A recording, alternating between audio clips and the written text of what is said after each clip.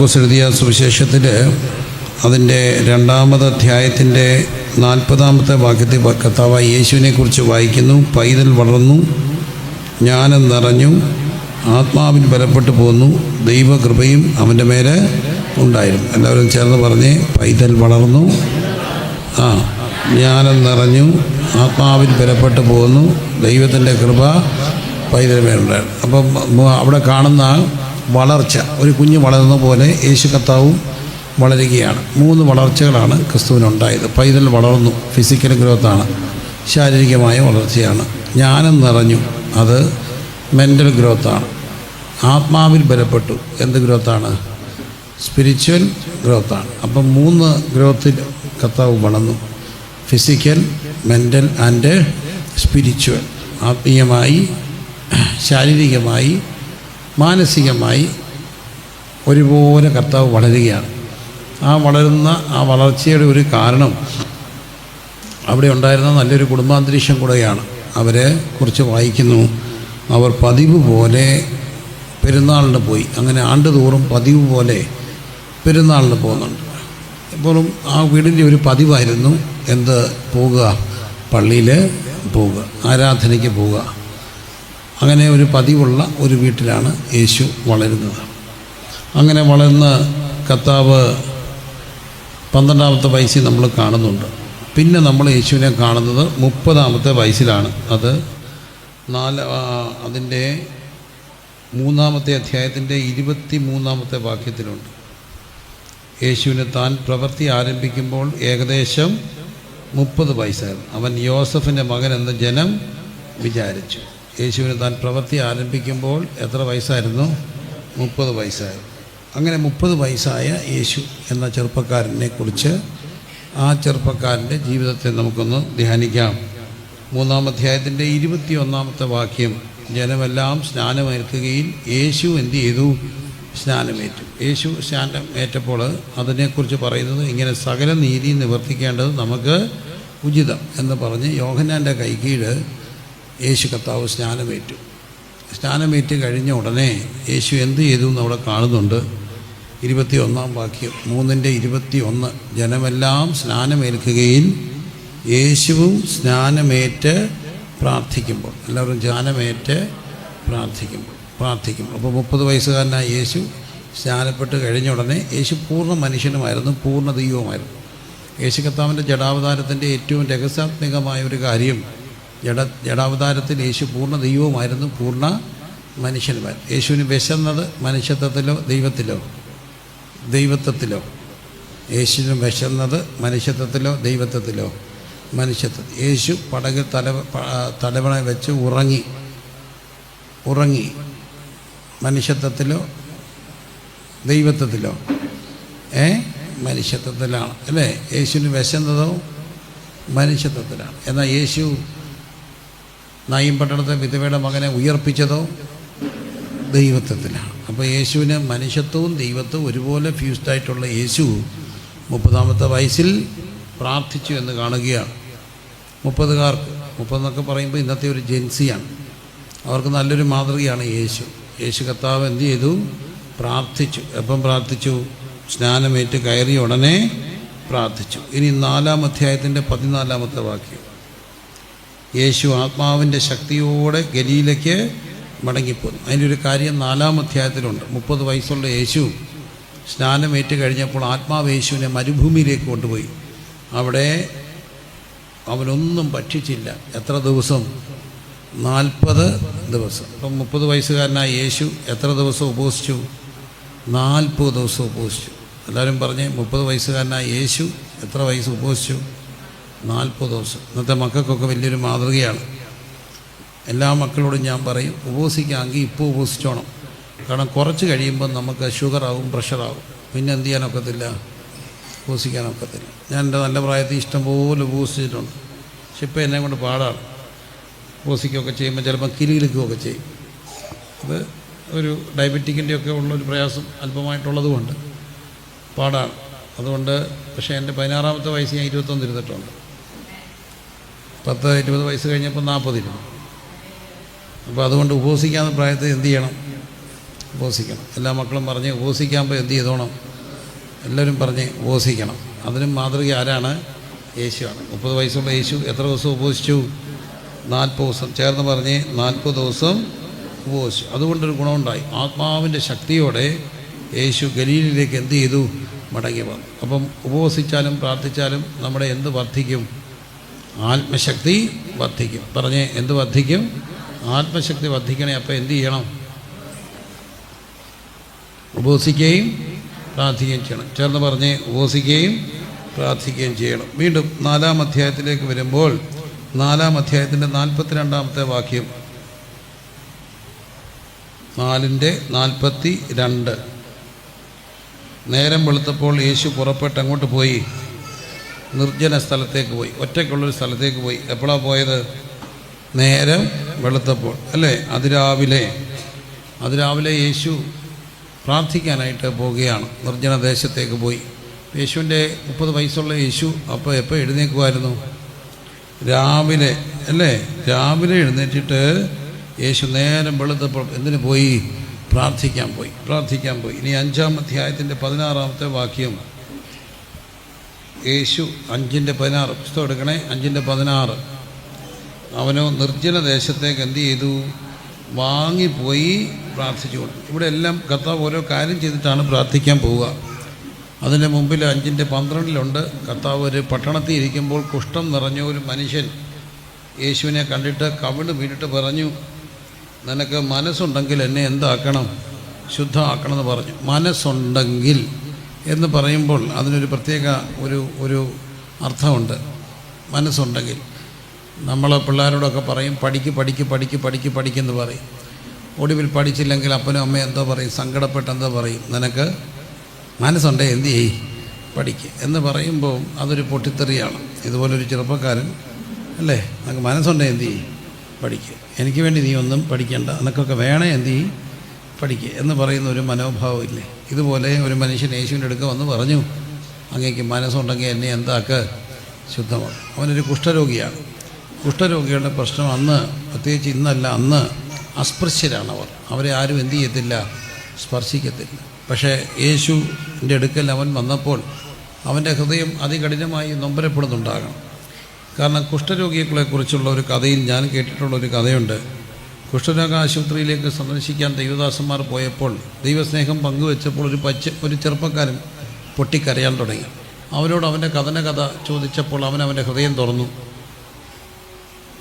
ഒരു വലിയ വീട്ടിലെ ഇളയ പയ്യന, വിദ്യാസമ്പന്നന, പക്ഷേ കുഷ്ഠരോഗം അവൻ്റെ ദേഹത്ത് പ്രത്യക്ഷപ്പെട്ടപ്പോൾ ആരെയും ബുദ്ധിമുട്ടിക്കാതെ അതിൻ്റെ കാഠിന്യവും യാഥാർത്ഥ്യവും മനസ്സിലാക്കി അവന് കുഷ്ഠരോഗാശുപത്രിയിലേക്ക് പോയി. വീടുമായിട്ട് വലിയ ബന്ധമില്ല.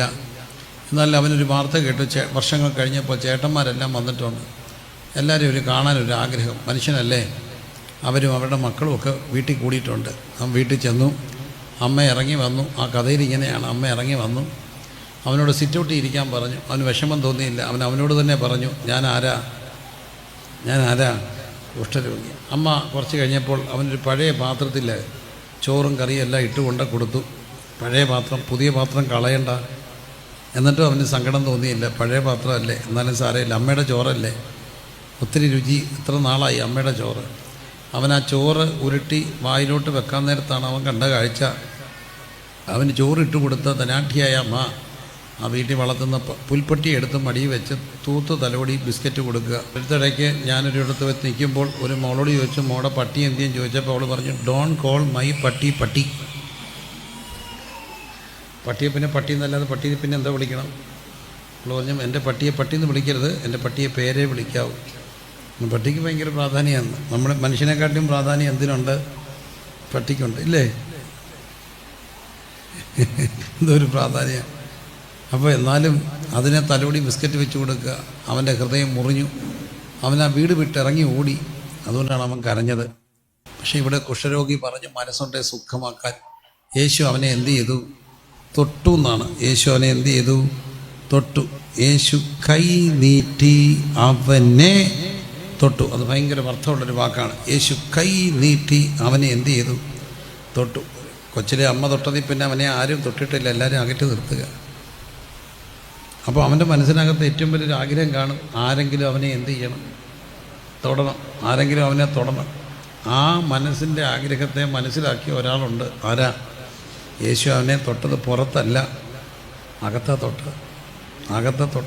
എൻ്റെ കർത്താവിൻ്റെ ഒരു പ്രത്യേകത, പുറം കാണുന്ന കർത്താവല്ല.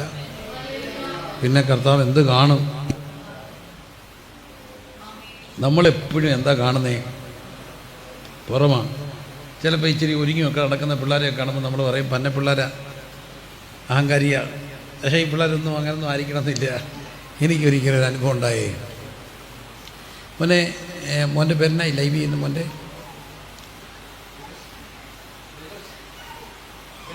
വിലാസ്. ഓക്കെ. മോൻ്റെ ഞാൻ പറയുമ്പോൾ ഇടയ്ക്കൊന്ന് മ്യൂട്ട് ചെയ്യാം. എവിടെ ഇതുണ്ടോ? കമ്പ്യൂട്ടർ ഉണ്ടോ? ഓക്കെ. ഞാൻ പറയുമ്പോൾ ജസ്റ്റ് ഒന്ന് മ്യൂട്ട് ചെയ്തേക്കണം, സൗണ്ട് മാത്രം. അപ്പോൾ ഇത് നമ്മളീ പെട്ടെന്നൊക്കെ, കുഴപ്പമില്ല, ഞാൻ പെട്ടെന്ന് മുന്നിൽ ശ്രദ്ധിച്ചോണേ. അപ്പോൾ ഈ മനുഷ്യരെല്ലാം എന്ത് കാണുന്നതാണ്? പുറമേ കാണത്തുള്ളൂ. പക്ഷെ ദൈവം എവിടെ കാണും? അകം കാണും. സ്തോത്രം ചെയ്തേ. ദൈവം എവിടെ കാണും? അകം കാണും. മോനെ ഒന്ന് മ്യൂട്ട് ചെയ്തേക്കണേ, ഒറ്റ മിനിറ്റ്.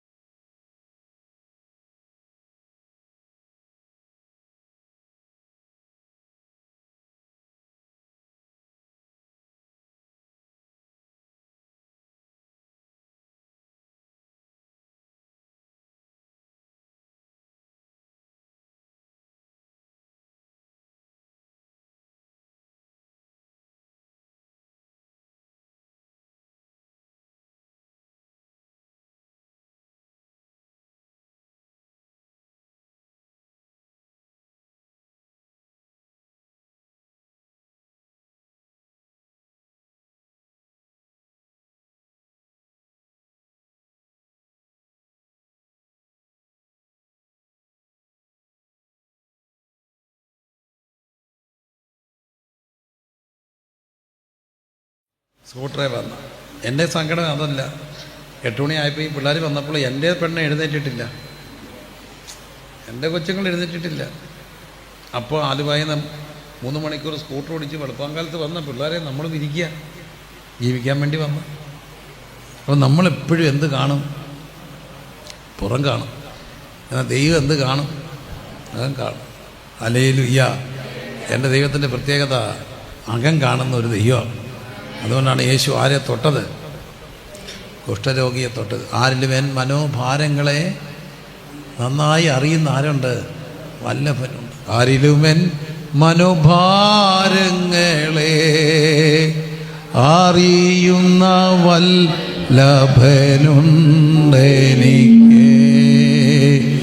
ആരിലും എൻ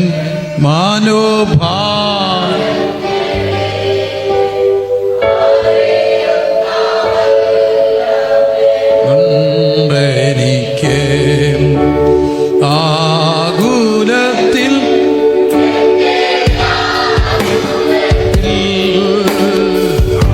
ആശ്വാസമാവ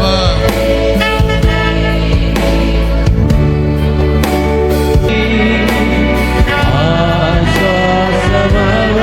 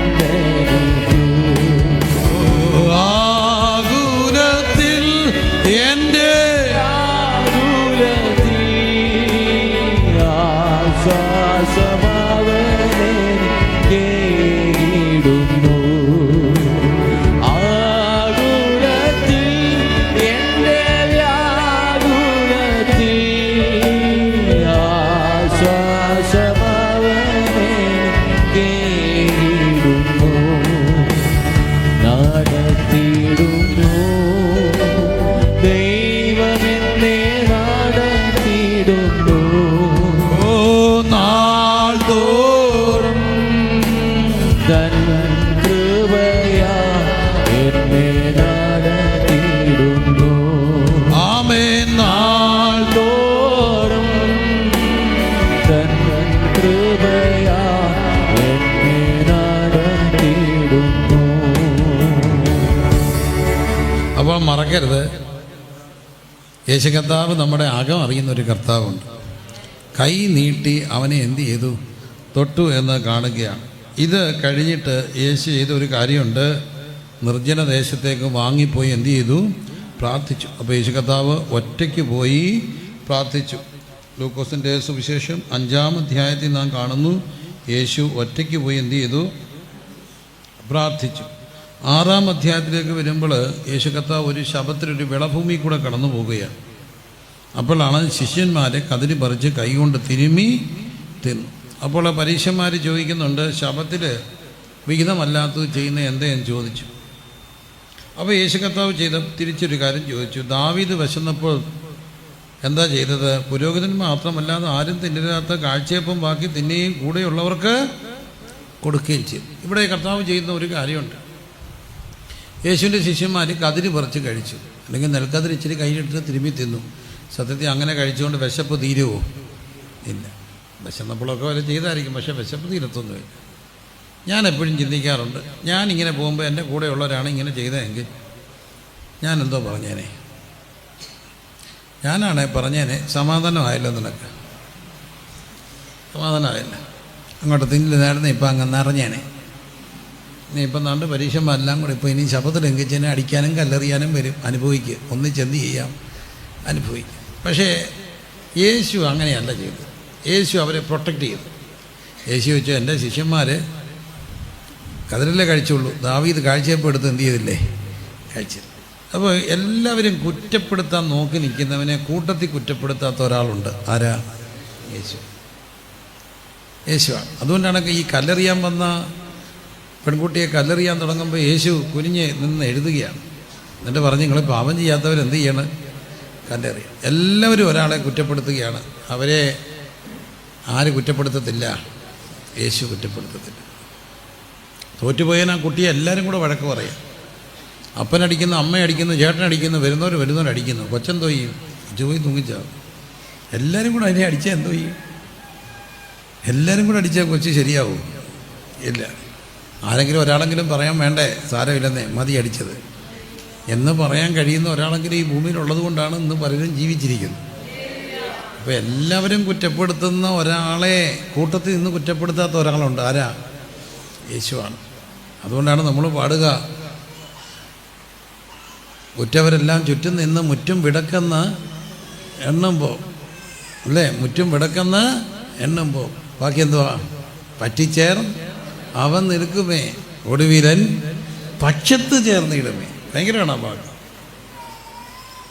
ഒടുവിൽ എൻ്റെ പക്ഷത്ത് ചേരുന്ന മുറ്റും വിടക്കെന്ന് എണ്ണുമ്പോൾ, ഉറ്റവർ സ്നേഹിതർ പക്ഷം തിരിഞ്ഞു നിന്ന് മുറ്റും വിടക്കെന്നെണ്ണി തള്ളിടുമ്പോൾ, ഉറ്റവർ സ്നേഹിതർ പക്ഷം തിരിഞ്ഞു നിന്നു മുറ്റും വിടക്കെന്നെണ്ണി തള്ളിടുമ്പോൾ, പറ്റിച്ചേർന്നവൻ നിൽക്കുമേ, ഒടുവിലൻ പക്ഷത്തു ചേർന്നിടുമേ.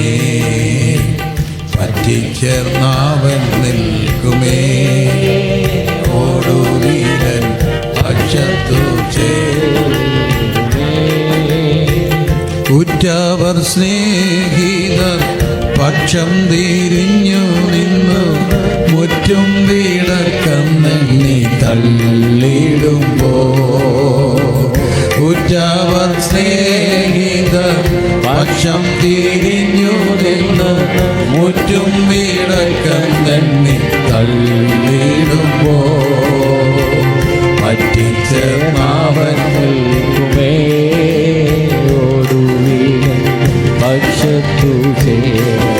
ഹല്ലേലൂയ. പറ്റിച്ചേർന്നവൻ നിൽക്കുമേ, പക്ഷത്തു ചേർന്നിരുമേ. അപ്പൊ കർത്താവ് എല്ലാവരെയും കുറ്റപ്പെടുത്തുന്ന ഒരാളെ കൂട്ടത്തിൽ നിന്ന് കുറ്റപ്പെടുത്താത്ത ഒരാളുണ്ട്. ആരാ? യേശുവാണ്. യേശു നിൽക്കുകയാണ്. എന്നിട്ട് യേശു പറഞ്ഞ ഒരു കാര്യം, അവരെ കല്ലെറിയണ്ട. കാരണം ദാവീദ് അതിലും വലിയൊരു കാര്യം ചെയ്തിട്ടുണ്ട്. തെറ്റ് ചെയ്യുന്നത് എന്ന് വെക്കുമ്പോൾ എല്ലാവരും നിന്ന് കുറ്റപ്പെടുത്തുമ്പോൾ കുറ്റപ്പെടുത്താത്ത ഒരു കർത്താവ് നമുക്ക് വേണ്ടിയുണ്ട്. ഇത് കഴിഞ്ഞിട്ട് കർത്താവ് ചെയ്തത് ഒരു വരണ്ട കൈയുള്ള മനുഷ്യനെ സുഖപ്പെടുത്തുകയാണ്. എന്നിട്ട് എൻ്റെ കർത്താവ് ചെയ്തത് 6-ാം അധ്യായത്തിൻ്റെ 12-ാമത്തെ തിരുവചനമുണ്ട്.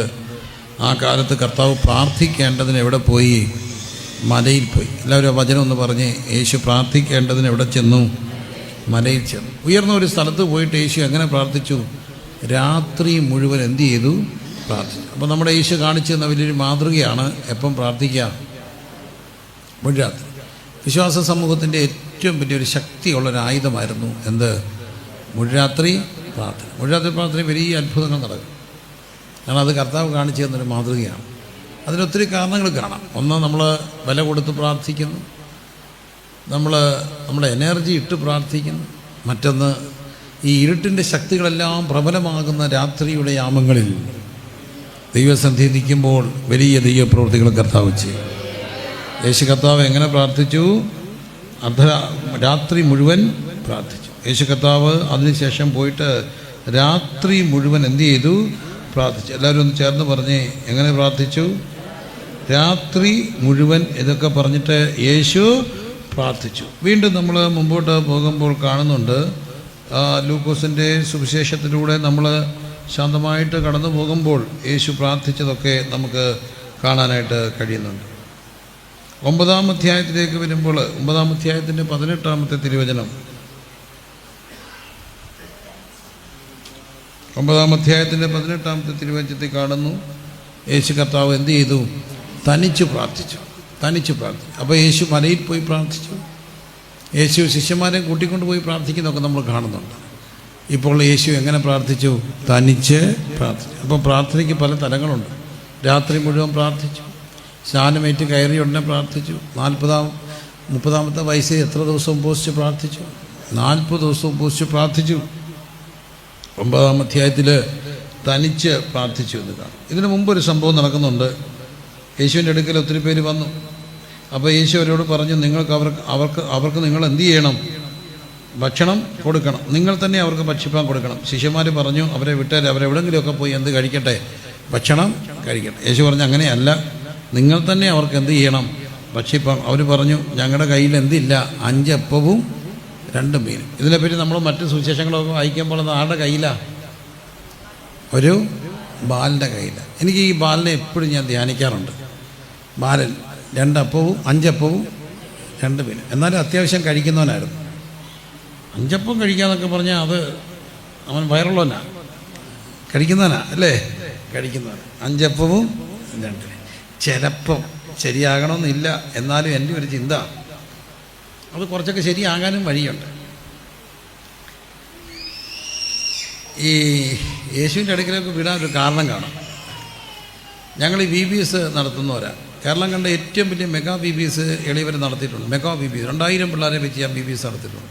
അതെൻ്റെ ജീവിതത്തിൽ ഭയങ്കര ടെൻഷൻ അടിച്ചൊരു ദിവസങ്ങളായിരുന്നു. 2-3 വർഷങ്ങൾ അടുപ്പിച്ച് നടത്തി. 1500, 2000 പിള്ളേരെ വെച്ചാണ്. 10-30 ബസ്സുകൾ ഓടി. അത് വലിയ വിഷയങ്ങളിലേക്കും പ്രശ്നങ്ങളിലേക്കും സങ്കീർണമായ വിഷയങ്ങളിലേക്കൊക്കെ പോകാമായിരുന്ന ഒത്തിരി പ്രശ്നങ്ങളൊക്കെ ഉണ്ടായി. ഇത്രയും പിള്ളേരെ മാനേജ് ചെയ്യുക ചെറിയൊരു കാര്യമല്ല. അപ്പം ഈ VBS ഒക്കെ നടത്തി കഴിഞ്ഞപ്പോൾ ഇതിൻ്റെ ടെൻഷൻ, ഇതിൻ്റെ സാമ്പത്തിക ബാധ്യത, അതിലൊക്കെ ഉപരി കുഞ്ഞുങ്ങളെ മാനേജ് ചെയ്യുക. അപ്പം ചിറക്ക് ഇത് ഇഷ്ടമാണ്. ചിറക്ക് ഈ പിള്ളേർ പാട്ട് പാടി തുള്ളിച്ചാടി എന്ന് പറയുമ്പോൾ ഇത് നമുക്കിങ്ങനെ സിയോൻ യാത്ര ചെയ്തതിൽ മനമേന്നും പറഞ്ഞുകൊണ്ട് ആരെ ഇരുത്താനൊക്കത്തില്ല. പിള്ളേരെ ഇരുത്താനൊക്കത്തില്ല. ഓക്കോ ഇല്ല. പിള്ളേരെ ഇരുത്തണമെങ്കിൽ നമ്മൾ യേശു കർത്താവിൻ്റെ കുഞ്ഞാടുകളേ, are you ready? Oh yes, come on everybody എന്നൊക്കെ പറഞ്ഞിട്ട് യേശു തേരാ നാം സബ്സേ ജോ ഹേ എന്നൊക്കെ പറഞ്ഞ് വേണം ചാടിക്കാൻ. ഇങ്ങനെയൊക്കെയല്ലേ പിള്ളേരെ. അപ്പം അത് ചിലർക്ക് ഇഷ്ടമുണ്ട്, ചിലർക്ക് ഇഷ്ടമില്ലാത്തതുണ്ട്. ഇതെല്ലാം നമ്മൾ ഫേസ് ചെയ്യേണ്ട പ്രശ്നങ്ങളാണ്. ഏതായാലും ഇതെല്ലാം പ്രശ്നങ്ങളെ ഫേസ് ചെയ്താലേ ഓരോ കാര്യം ചെയ്യാൻ ഒക്കുക. ഒരുത്തിന് ഒരാൾക്ക് ഇഞ്ച് പക്ഷം, മറ്റൊരാൾക്ക് കൊഞ്ച് പക്ഷം, അകത്തും പുറത്തും ഒക്കെ പ്രയാസം ഉണ്ടാകുന്നത്. BBS വലിയൊരു ചലഞ്ചാണ്. അപ്പം പിന്നെ ഞാൻ ഓർത്ത് ഇത് വേണ്ടാന്ന് പറഞ്ഞു. ഒരു വർഷം നടത്തിയില്ല.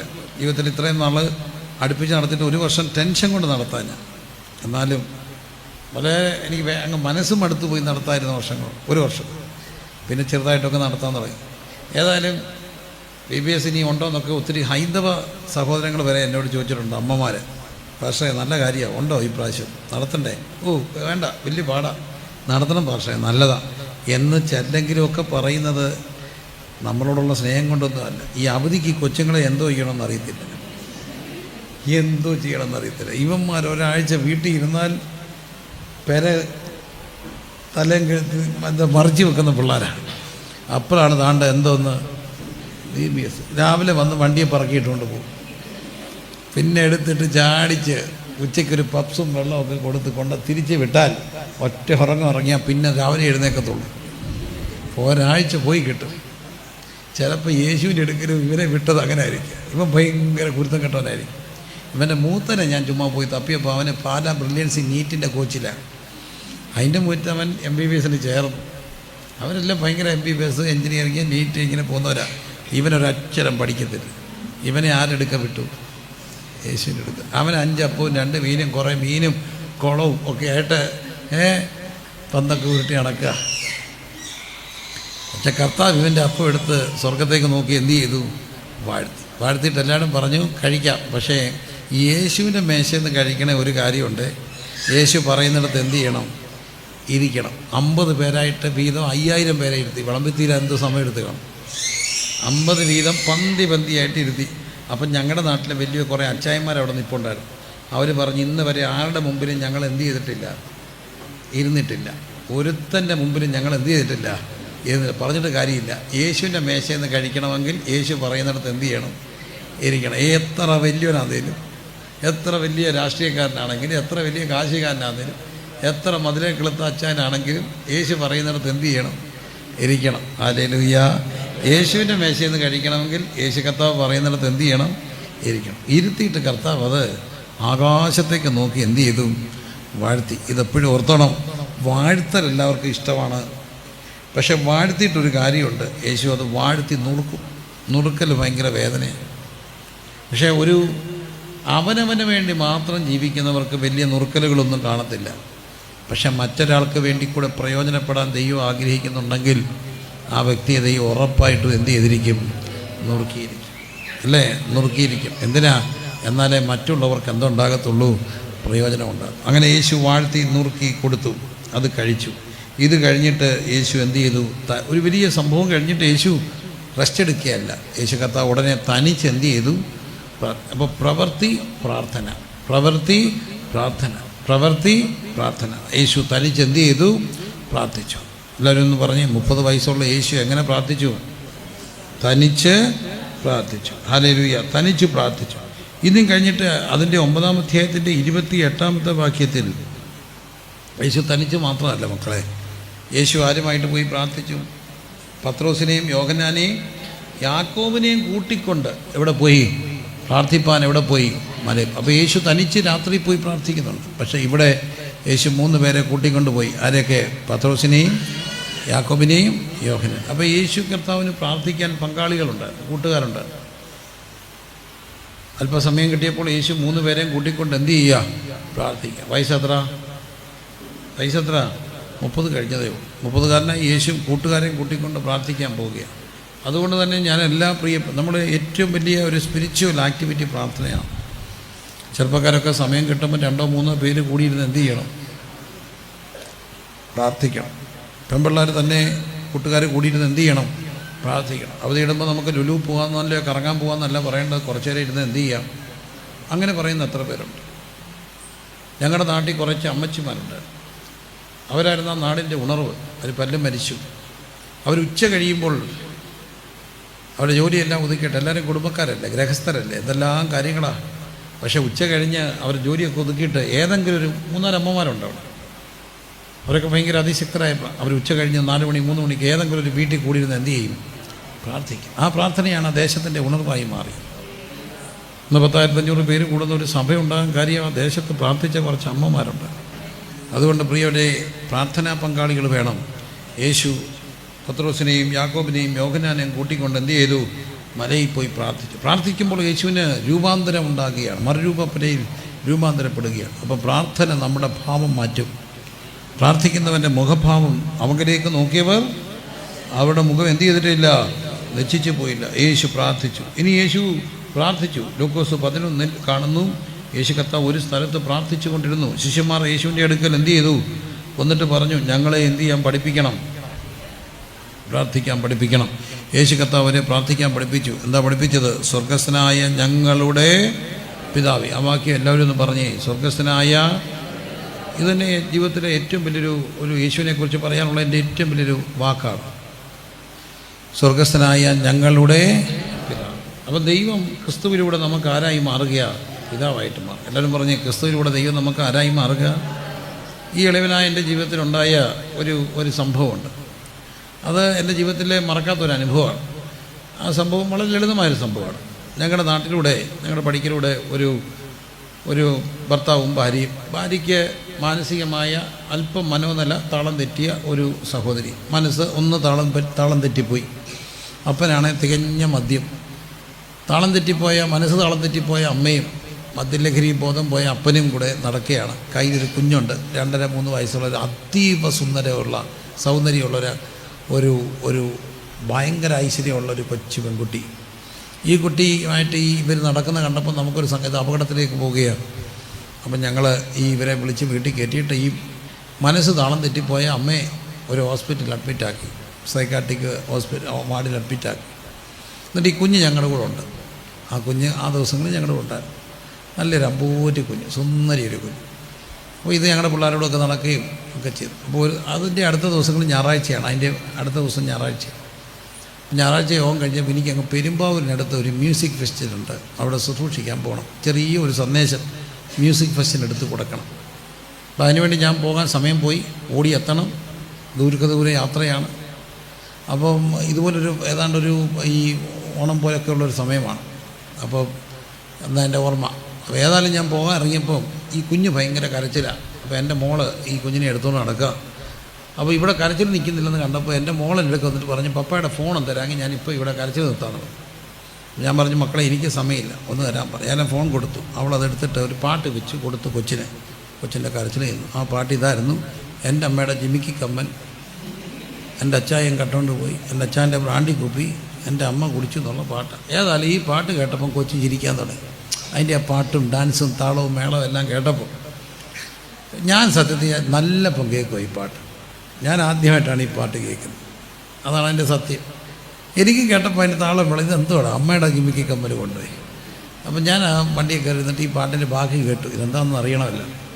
കേട്ടിട്ട് ഞാൻ അവിടെ ചെന്നിറങ്ങിയപ്പോൾ ഒത്തിരി ഇസ്ലാം സഹോദരങ്ങൾ ആ മീറ്റിങ്ങിലുണ്ട്.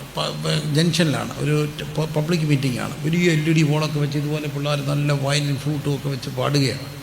അതിഭയങ്കരമായ രംഗാവിഷ്കാരമാണ്. അപ്പോൾ ഈ പാട്ടും സംഗീതത്തിനൊരു മാസ്മരികതയുണ്ടല്ലോ എല്ലാവരും ആകർഷിക്കാൻ. അപ്പോൾ ഇതെല്ലാം കണ്ടുകൊണ്ട് ഒത്തിരി പേര് കാണാൻ നിൽപ്പുണ്ട്. സന്ധ്യയാകും. ഇസ്ലാം സഹോദരന്മാരുണ്ട്. നമുക്കറിയാമല്ലോ, കണ്ടാൽ ഇസ്ലാം സഹോദരന്മാരുണ്ട്. ചന്ദനക്കുറി ഉണങ്ങാത്ത അമ്പലത്തിൽ പോയിട്ട് വരുന്ന ഹൈന്ദവ സഹോദരങ്ങളുണ്ട്. ഇവരെല്ലാം പാട്ട് കേൾക്കാൻ നിൽക്കുക. അപ്പോൾ എനിക്ക് മനസ്സിലായി, ഇപ്പോൾ ഇവിടെ പ്രിൻസിപ്പാൾസ് നമ്മളോട് തിരുവചനം പ്രസംഗിക്കുമെന്ന് പറഞ്ഞാൽ ഇവരെല്ലാം എന്ത് ചെയ്യും? പോകും. അപ്പം ഞാൻ പതുക്കെ പാട്ട് പാടുന്ന സംഘാടകരോട് എന്ന് പറഞ്ഞു, ദൈവത്തെ ഓർത്ത് എന്നെ ക്ഷണിക്കരുത്. ഇവർ നമ്മളെന്തായിരിക്കും ക്ഷണിക്കാൻ പോവുക? ഇവർ ക്ഷണിക്കുമ്പോൾ മിക്കവാറും ക്ഷണിക്കുന്നത് സ്വദേശത്തും വിദേശത്തും ഒക്കെ ദൈവം അതിശക്തമായി ഉപയോഗിക്കുന്ന ഈ തലമുറയിലെ അനുഗ്രഹീനായ സുവിശേഷ പ്രഭാഷകൻ എന്നൊക്കെ പറയുമ്പോൾ ഇവരെല്ലാം പോകും. അപ്പോൾ ഞാൻ പറഞ്ഞു, പറയണ്ട, ഞാൻ പതുക്കെ കയറിക്കോളാം. ഏതെങ്കിലും ഒരു പാട്ടിൻ്റെ ഇടയ്ക്ക് എന്നോടൊന്ന് പറഞ്ഞാൽ മതി. ഒരു പാട്ടിന് ഇൻട്രൊഡക്ഷൻ പറയുന്ന പോലെ ഞാൻ കയറിക്കോളാം. അപ്പോൾ ഞാൻ പതുക്കെ കയറിയിട്ട് ഞാൻ വളരെ കാശുകളായിട്ട് പറഞ്ഞു, ഇങ്ങനെ ഞങ്ങളുടെ പഠിക്കൽ കൂടെ ഒരാൾ പോയി ഈ സംഭവം പറഞ്ഞു. അപ്പോൾ ആ കുഞ്ഞ് പാടുന്ന പാട്ട് കേട്ടോണ്ടാണ് ഞാനിങ്ങോട്ട് വന്നത്. എൻ്റെ അമ്മയുടെ ജിമിക്കി കമ്മൽ അച്ചായൻ കട്ടുകൊണ്ട് പോയി, ബ്രാൻഡി കുപ്പി അമ്മ കുടിച്ചു. അപ്പം ഞാൻ പറഞ്ഞു, ഇത് കേരള സ്ത്രീത്വത്തെ അപമാനിച്ച പാട്ടാണ്. കാരണം കേരളത്തിലെ അച്ഛൻ കുടിച്ചു, പക്ഷേ ആര് കുടിച്ചില്ല? അമ്മ കുടിച്ചില്ല. അതുതന്നെയല്ല, കുടിച്ച അമ്മയുടെ കയ്യിൽ നിന്ന് അപ്പൻ്റെ കയ്യിൽ നിന്ന് പിള്ളേരെ എല്ലാം പുള്ളും പറക്കാരെയും കൊണ്ടുപോകാതെ കഷ്ടപ്പാട് മുഴുവൻ സഹിച്ച ആരാ? കുടിയൻ്റെ അമ്മ, ഭാര്യ എന്തുമാത്രം കഷ്ടപ്പെട്ടു. അപ്പോൾ ആ അമ്മയെ അപമാനിച്ച പാട്ടാണ്. ഇതാരോ കട്ട് ചെയ്തിട്ട് ഇത് പിന്നെ ഭയങ്കര ചർച്ചയ്ക്ക് വിധേയപ്പെട്ടു. വലിയ ചർച്ചകൾ ഇതിൻ്റെ പേരിലുണ്ടായി. ഞാനും കുറച്ച് ആക്ഷേപം കേട്ടു. ഇതൊക്കെ കഴിഞ്ഞിട്ട് ഞാൻ പിന്നെ അടുത്തത് പറഞ്ഞു. അടുത്തിടയ്ക്ക് ഞാൻ മറ്റൊരു പാട്ട് കേട്ടു. പണ്ട് നമ്മൾ പറയും ഭ്രാന്ത് എന്ന് പറയുന്ന അസുഖം ശത്രുക്കൾക്ക് പോലും എന്ത് ചെയ്യരുത്, വരരുത്. സാധാരണ മലയാളി പറയുന്നൊരു വാക്കാണ്. ഞാൻ കൊച്ചിലെ ഒട്ടം കേട്ടുണ്ട്. ആരെയും ഭ്രാന്താന്ന് എന്ത് ചെയ്യരുത്, വിളിക്കരുത്. ഭ്രാന്ത് ശത്രുക്കൾക്ക് പോലും എന്ത് ചെയ്യരുത്, വരരുത്. പക്ഷേ നമ്മുടെ പിള്ളേർ അന്ന് പാടി അമ്മായി പൊന്നമ്മായി മരുമോൻ്റെ കൊച്ചമ്മായി കച്ചവടം പൊട്ടിയപ്പോൾ എന്തായിപ്പോയി, അമ്മായിക്ക് വട്ടായിപ്പോയി എന്നുള്ളത്. അപ്പോൾ ഞാൻ പറഞ്ഞു വട്ടായിപ്പോയി എന്ന് 10 വട്ടം പറഞ്ഞാൽ എന്താ പിടിക്കും? എല്ലാവർക്കും ഒരു ഇച്ചിരി വട്ടില്ലേ? ചെറിയൊരു പിരി എല്ലാവർക്കും ഇല്ലേ? എനിക്ക് ഈ അടുത്തിടയ്ക്ക് കുറച്ചാൾക്ക് മുമ്പ് മക്കളെ ഈ നിരന്തരം ഫോൺ എടുത്തെടുത്ത് എനിക്കൊരു പ്രശ്നമുണ്ടായി.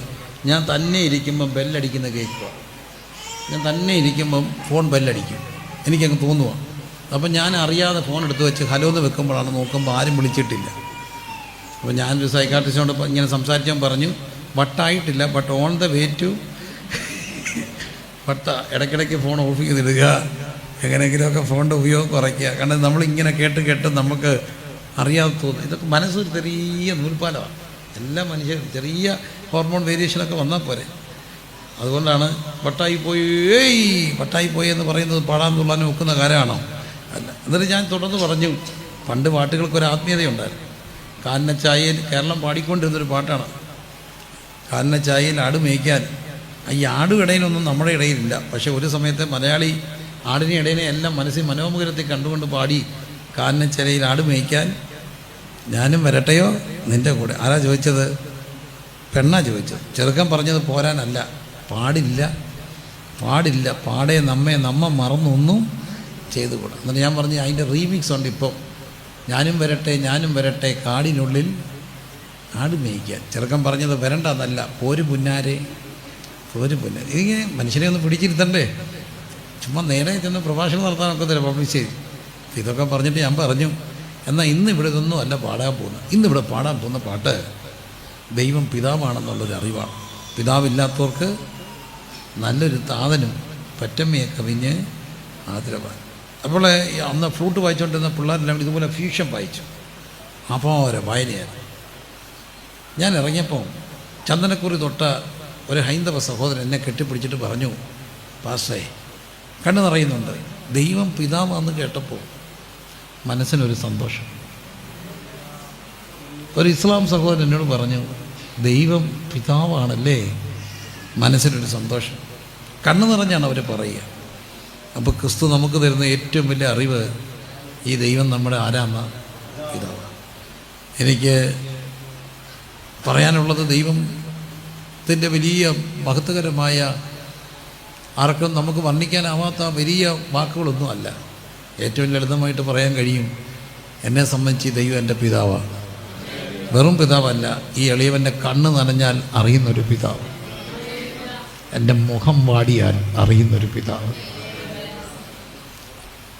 ഞാൻ എപ്പോഴും പറയുന്നൊരു കാര്യമുണ്ട്. സാധാരണഗതിയിലെ ഒരു ശരാശരി സഭയിൽ വിശ്വാസികൾക്കൊരു പ്രശ്നം വന്നാൽ അവരാരോട് പറയും? പാസ്റ്റർക്കൊരു പ്രശ്നം വന്നാൽ ആരോട് പറയും?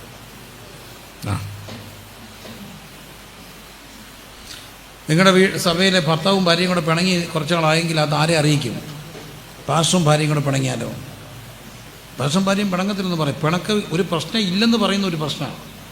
ഒരു കാര്യം പറയണേ, ഞങ്ങൾക്ക് ഒരു പ്രശ്നം ഇല്ലെന്ന് പറഞ്ഞാൽ അവർ പ്രശ്നത്തില്ല. കാരണം ഞാൻ ഇടത്തേക്ക് കേട്ട ഒരു അച്ഛൻ പറഞ്ഞു, അച്ഛൻ്റെ അടുക്കൽ ഒരാൾ വന്നിട്ട് പറഞ്ഞു, പക്ഷേ ഞാനും പ്രശ്നമില്ലാത്തവരുണ്ടെന്ന് ചോദിച്ചപ്പോൾ ഒരാൾ കൈ പൊക്കി, ഞങ്ങൾക്ക് 7 വർഷമായിട്ട് ഒരു പ്രശ്നമില്ല. കാരണം ഇവർ 7 വർഷമായിട്ട് മിണ്ടുന്നില്ല. മിണ്ടിയാലല്ലേ ഉള്ളൂ, എന്തുള്ളൂ? 7 വർഷമായിട്ട് മിണ്ടാത്തതുകൊണ്ട് എന്തില്ല? പ്രശ്നം ഇല്ലെന്ന് പറയുന്നൊരു പ്രശ്നമാണ്. പക്ഷേ എല്ലാ വിശ്വാസികളെ പണിയാൻ നമ്മളോട് പറയും. ഞാൻ പഠിച്ചൊരു പാഠമുണ്ട് ജീവിതം കൊണ്ട്. പാസ്റ്റർക്കൊരു പ്രശ്നം വന്നാൽ വിശ്വാസിയോട് എന്ത് ചെയ്യരുത്, പറയരുത്. 100 കണക്കിന് കുഞ്ഞുങ്ങളുടെ രഹസ്യം എൻ്റെ ചങ്കിലുണ്ട്. 100 കണക്കിന് കുഞ്ഞുങ്ങളുടെ രഹസ്യങ്ങൾ, അവരുതറിപ്പോയത്, അവരിടറിപ്പോയതൊക്കെ എൻ്റെ ചങ്കിനകത്തിരിപ്പുണ്ട്. പക്ഷേ ഒരു പാസ്റ്ററുടെ കുഞ്ഞിനൊരു പ്രശ്നം വന്നാൽ ആരോട് പറയും? അതൊരു സത്യമാണ്. It's A reality. വലിയൊരു കാശുകാരനായ ഒരാൾ പലപ്പോഴും ഒരു പാസ്റ്ററോട് പറയാം, ആരെങ്കിലും വഴി പലരെയും സഹായിക്കും. പാസ്റ്റർ പറയാം അവർക്കൊരാവശ്യമുണ്ട്, അദ്ദേഹം ചാരിറ്റി ചെയ്യും. പക്ഷേ ഒരു വട്ടം പാസ്റ്റർ പറഞ്ഞ് എനിക്കൊരാവശ്യമുണ്ടെന്നപ്പോൾ പറഞ്ഞു, മേടി ചോദിച്ചു പോലെ പാസ്റ്റർ ചോദിക്കാൻ പാടില്ല, മേളിലോട്ട് വേണേ പ്രാർത്ഥിച്ച് മേടിച്ചോളൂ. ഇതാണ് മനുഷ്യൻ്റെ ആറ്റിറ്റ്യൂഡാ. മോനെ ഒന്നും മ്യൂട്ട് ചെയ്യാം മക്കളെ, മോനെ ഒന്നും മ്യൂട്ട് ചെയ്ത്. മനുഷ്യൻ്റെ ആറ്റിറ്റ്യൂഡാ.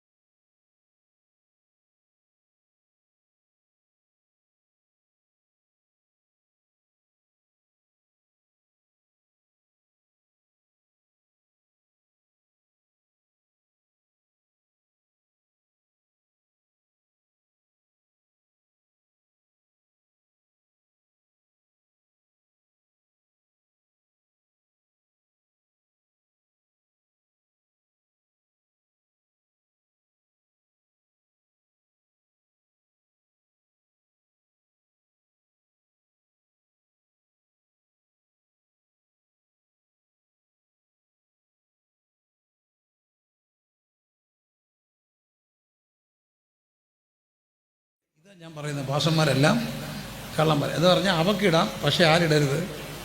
ആറ്റിറ്റ്യൂഡ് പോകുന്നത് കണ്ടോ? ഇത് വലിയൊരു പ്രശ്നമാണ്. ഇത് സത്യമായൊരു പ്രശ്നമാണ്. അവളിട്ടുകൊണ്ട് വന്നപ്പോൾ അവളങ്ങ് എന്നോട് ചൂടാകാൻ വരിക.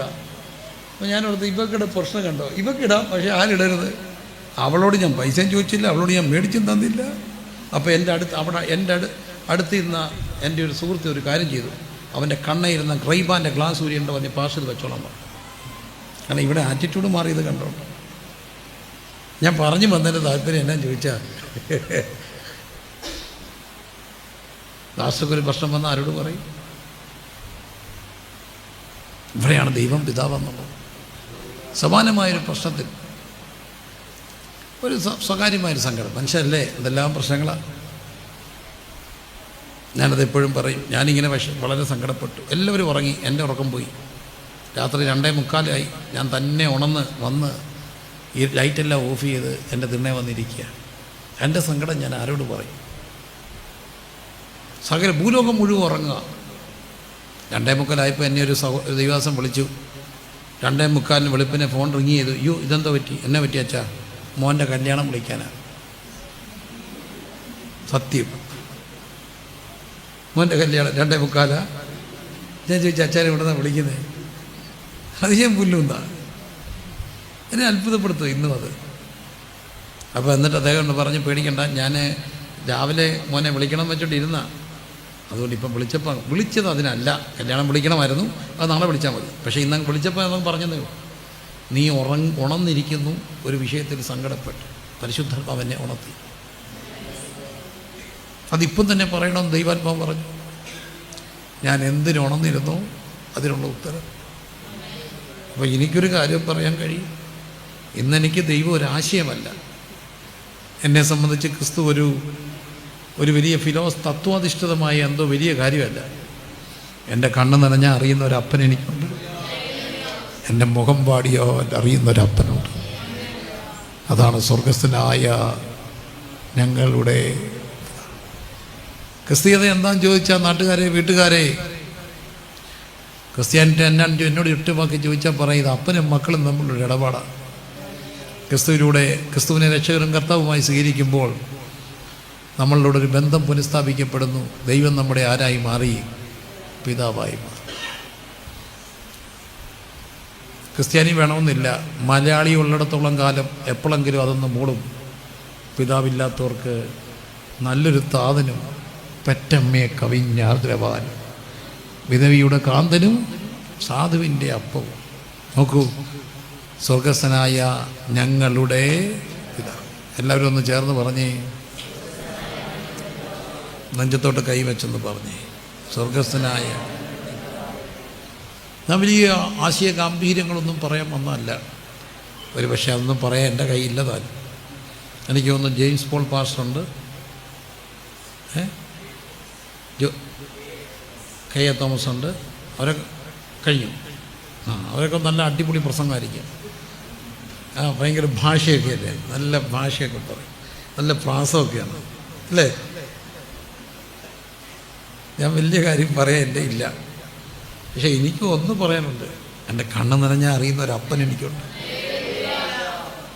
ഞാനൊരിക്കൽ തിരുവനന്തപുരത്തു നിന്ന് ഒത്തിരി നാക്കുമ്പോൾ, തിരുവനന്തപുരത്തു നിന്ന് ഞാനൊരു മീറ്റിംഗ് കഴിഞ്ഞ് ഉച്ച കഴിഞ്ഞ് പോവുകയാണ്. അപ്പോൾ എൻ്റെ നാട്ടിലോട്ടുള്ള യാത്ര ഒരു 4:30 ആയപ്പോൾ എനിക്കൊരു കോള് വന്നു. ആ കോൾ എൻ്റെ ഒരു സുഹൃത്തിൻ്റെയാണ്. സുഹൃത്തും ക്രിസ്തുവിലൊരു സഹോദരനുമായൊരു നല്ല മനുഷ്യൻ. അദ്ദേഹം എന്നെ വിളിച്ചിട്ട് പറഞ്ഞു, ഞാൻ റാന്നിക്ക് വരുന്നുണ്ട്, പക്ഷേ വീട്ടിൽ കയറാൻ സമയമില്ല, നിങ്ങൾക്ക് തരാൻ വേണ്ടി ഞാൻ ഇച്ചിരി പ്രോൺസ് കൊണ്ടുവന്നിട്ടുണ്ട്, ആരെങ്കിലും ഒന്ന് വിടണമെന്ന് പറയും, ഈ ചെമ്മീൻ. അപ്പോൾ ഞാൻ പെട്ടെന്ന് എൻ്റെ വൈഫിനെ വിളിച്ച് പറഞ്ഞു, ഇന്നാര് വന്നിട്ടുണ്ട്, ആരെങ്കിലും ഒന്ന് വിടാൻ പറയും, ടൗണിലോട്ട് വീട്ടിൽ വരാൻ കയറാൻ സമയമില്ലെന്ന് പറഞ്ഞു. ഞാനതെൻ്റെ ഭാര്യയോട് പറഞ്ഞപ്പോൾ എൻ്റെ ഭാര്യയുടെ അങ്ങേ തലയ്ക്ക് എനിക്ക് കേൾക്കാം കരയുന്ന ഒരു നെടുവീർപ്പ്. ഞാൻ ചോദിച്ചു, നീ ഇതിനെ കരയുന്ന, പ്രോൺസ് കൊണ്ടുവന്നിട്ടുണ്ടെന്ന് പറയുമ്പോൾ കരയുന്ന എന്തിനാ? അപ്പോൾ അവൾ പറഞ്ഞ, അല്ല കർത്താവിന് ഇത്ര സ്നേഹമാണ്, അത്രയൊന്നും ചിന്തിച്ചില്ല. ഞാൻ എന്നാ കുഞ്ഞ് സ്കൂളിൽ നിന്ന് വന്നിട്ട് ബാഗ് താത്തിട്ടിട്ട് പറഞ്ഞു, അമ്മ കൂട്ടുകാരി കൊച്ചിച്ചിരി പ്രോൺസ് ബിരിയാണി വെച്ചോണ്ട് വന്ന് ഞങ്ങൾക്കെല്ലാം ഷെയർ ചെയ്തു, നല്ല രുചിയായിരുന്നു, ഇച്ചിരി പ്രോൺസ് മേടിച്ചിട്ട് ഒരു ബിരിയാണി വെച്ച് തരാം. എന്നിട്ട് എടുത്ത് വായിൽ അവളൊരു തള്ളു തള്ളി പിള്ളേരുടെ ഭാഷയിൽ. അതാണ് നമുക്ക് സങ്കടമായിപ്പോയി. ഞങ്ങളുടെ വീട്ടിൽ ഒരാൾക്കായിട്ട് ഒന്നും ചെയ്യണം, ഏറ്റവും പിന്നെ ഒരു 50 പേർക്ക് ബിരിയാണി വെക്കണം, കാരണം എപ്പോഴും ആളാണ്. നടക്കത്തില്ലെന്നറിയാം ഈ വീട്ടിൽ. ഞാൻ പിന്നെ ചുമ്മാ അങ്ങ് പറഞ്ഞ, അവൾ അമ്മക്കിട്ടൊന്ന് കുത്തിയതാണ്. അത് അവൾ പറഞ്ഞ് നാക്കിയിടുന്നതിന് മുമ്പാണ് പ്രോൺസ്. അപ്പോൾ ഞാൻ ആ സഹോദരനോട് ചോദിച്ചാൽ പറഞ്ഞു, ഉച്ചയ്ക്കെങ്ങാണ്ട് ആലപ്പുഴ വഴി വന്നപ്പം മേടിച്ചതാണ്. ഞാൻ കൊച്ചുങ്ങളെ വിളിച്ച് പറഞ്ഞു, മുഖ്യമന്ത്രിയുടെ കുഞ്ഞുങ്ങളാണ് ചോദിച്ചാൽ കിട്ടും, ഡോക്ടറുടെ മഞ്ജരിയുടെ മക്കളാണ് ചോദിച്ചാൽ കിട്ടും. ചോദിച്ചില്ല, ഉച്ചയ്ക്കൊന്ന് ആഗ്രഹിച്ചു പോയി പറയണം, ഈ ഉപദേശിയുടെ മക്കൾക്കുള്ളൊരു ഗുണവും. അപ്പോഴാണ് ഒരു വാക്യം ഓർമ്മ വരുന്നത്, നിങ്ങൾ ചോദിക്കും മുമ്പ് നിങ്ങളുടെ ആവശ്യം ഇന്നതെന്നറിയുന്ന ഒരു പിതാവുണ്ട്. വിശ്വാസ ജീവിതം എന്താണെന്ന് എന്നോട് ചോദിച്ചാൽ ഞാൻ പറയും, അപ്പനും മക്കളും തമ്മിലുള്ളൊരു ബന്ധമായി. കണ്ണുകളെല്ലാം ഒന്ന് അടച്ചിട്ട് ഇരുകരവും ആ മാർവോടൊന്ന് ചേർത്ത് വെച്ചിട്ട് മനസ്സീന്ന് എല്ലാവരും ഒന്ന് വിളിച്ചേ, സ്വർഗസ്ഥനായ ഞങ്ങളുടെ അപ്പായേ, സ്വർഗസ്ഥനായ ഞങ്ങളുടെ അപ്പായേ, സ്വർഗസ്ഥനായ ഞങ്ങളുടെ അബ്ബയെ,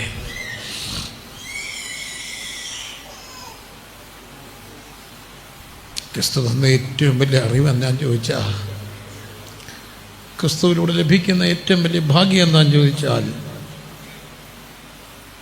എൻ്റെ ദൈവം ധന്യനായ ഏകാധിപതിയും രാജാതി രാജാവും കർത്താതി കർത്താവും താൻ മാത്രം അമർത്തിയുള്ളവനും അടുത്തുകൂടാത്ത വെളിച്ചത്തിൽ വസിക്കുന്നവനും എല്ലാമാണ്. തത്വത്തിൻ്റെ മുദ്രയാണ്. സകലത്തെയും തൻ്റെ ശക്തിയുള്ള വചനത്താൽ വഹിക്കുന്ന ദൈവമാണ്. പക്ഷേ ഇതിനെല്ലാം അപ്പുറത്ത് എൻ്റെ ദൈവം എൻ്റെ പിതാവാണ്. ഈ ദൈവം എൻ്റെ പിതാവാണ്. ഇന്ന് രാത്രി ആ ബന്ധത്തിൽ നിന്ന് ആരെങ്കിലും അകന്നു പോയിട്ടുണ്ടെങ്കിൽ ഒന്ന് മടങ്ങി വരുവാൻ ഒക്കുന്ന രാത്രിയായത് ദൈവമേ, അപ്പനുമായിട്ടുള്ള ബന്ധത്തിലേക്ക്, അത് ഏത് പ്രായത്തിലും, വാർദ്ധക്യത്തിലും, കുഞ്ഞുങ്ങൾക്കും വൃദ്ധരും കുഞ്ഞുങ്ങളും ചെറുപ്പക്കാർക്കും ഒരുപോലെ ഉള്ള ഒരാൾ, സ്വർഗസ്ഥനായ ഞങ്ങളുടെ പിതാവേ, സ്വർഗസ്ഥനായ ഞങ്ങളുടെ പിതാവേ. നിങ്ങൾ പറഞ്ഞേ, സ്വർഗസ്ഥനായ ഞങ്ങളുടെ പിതാവേ.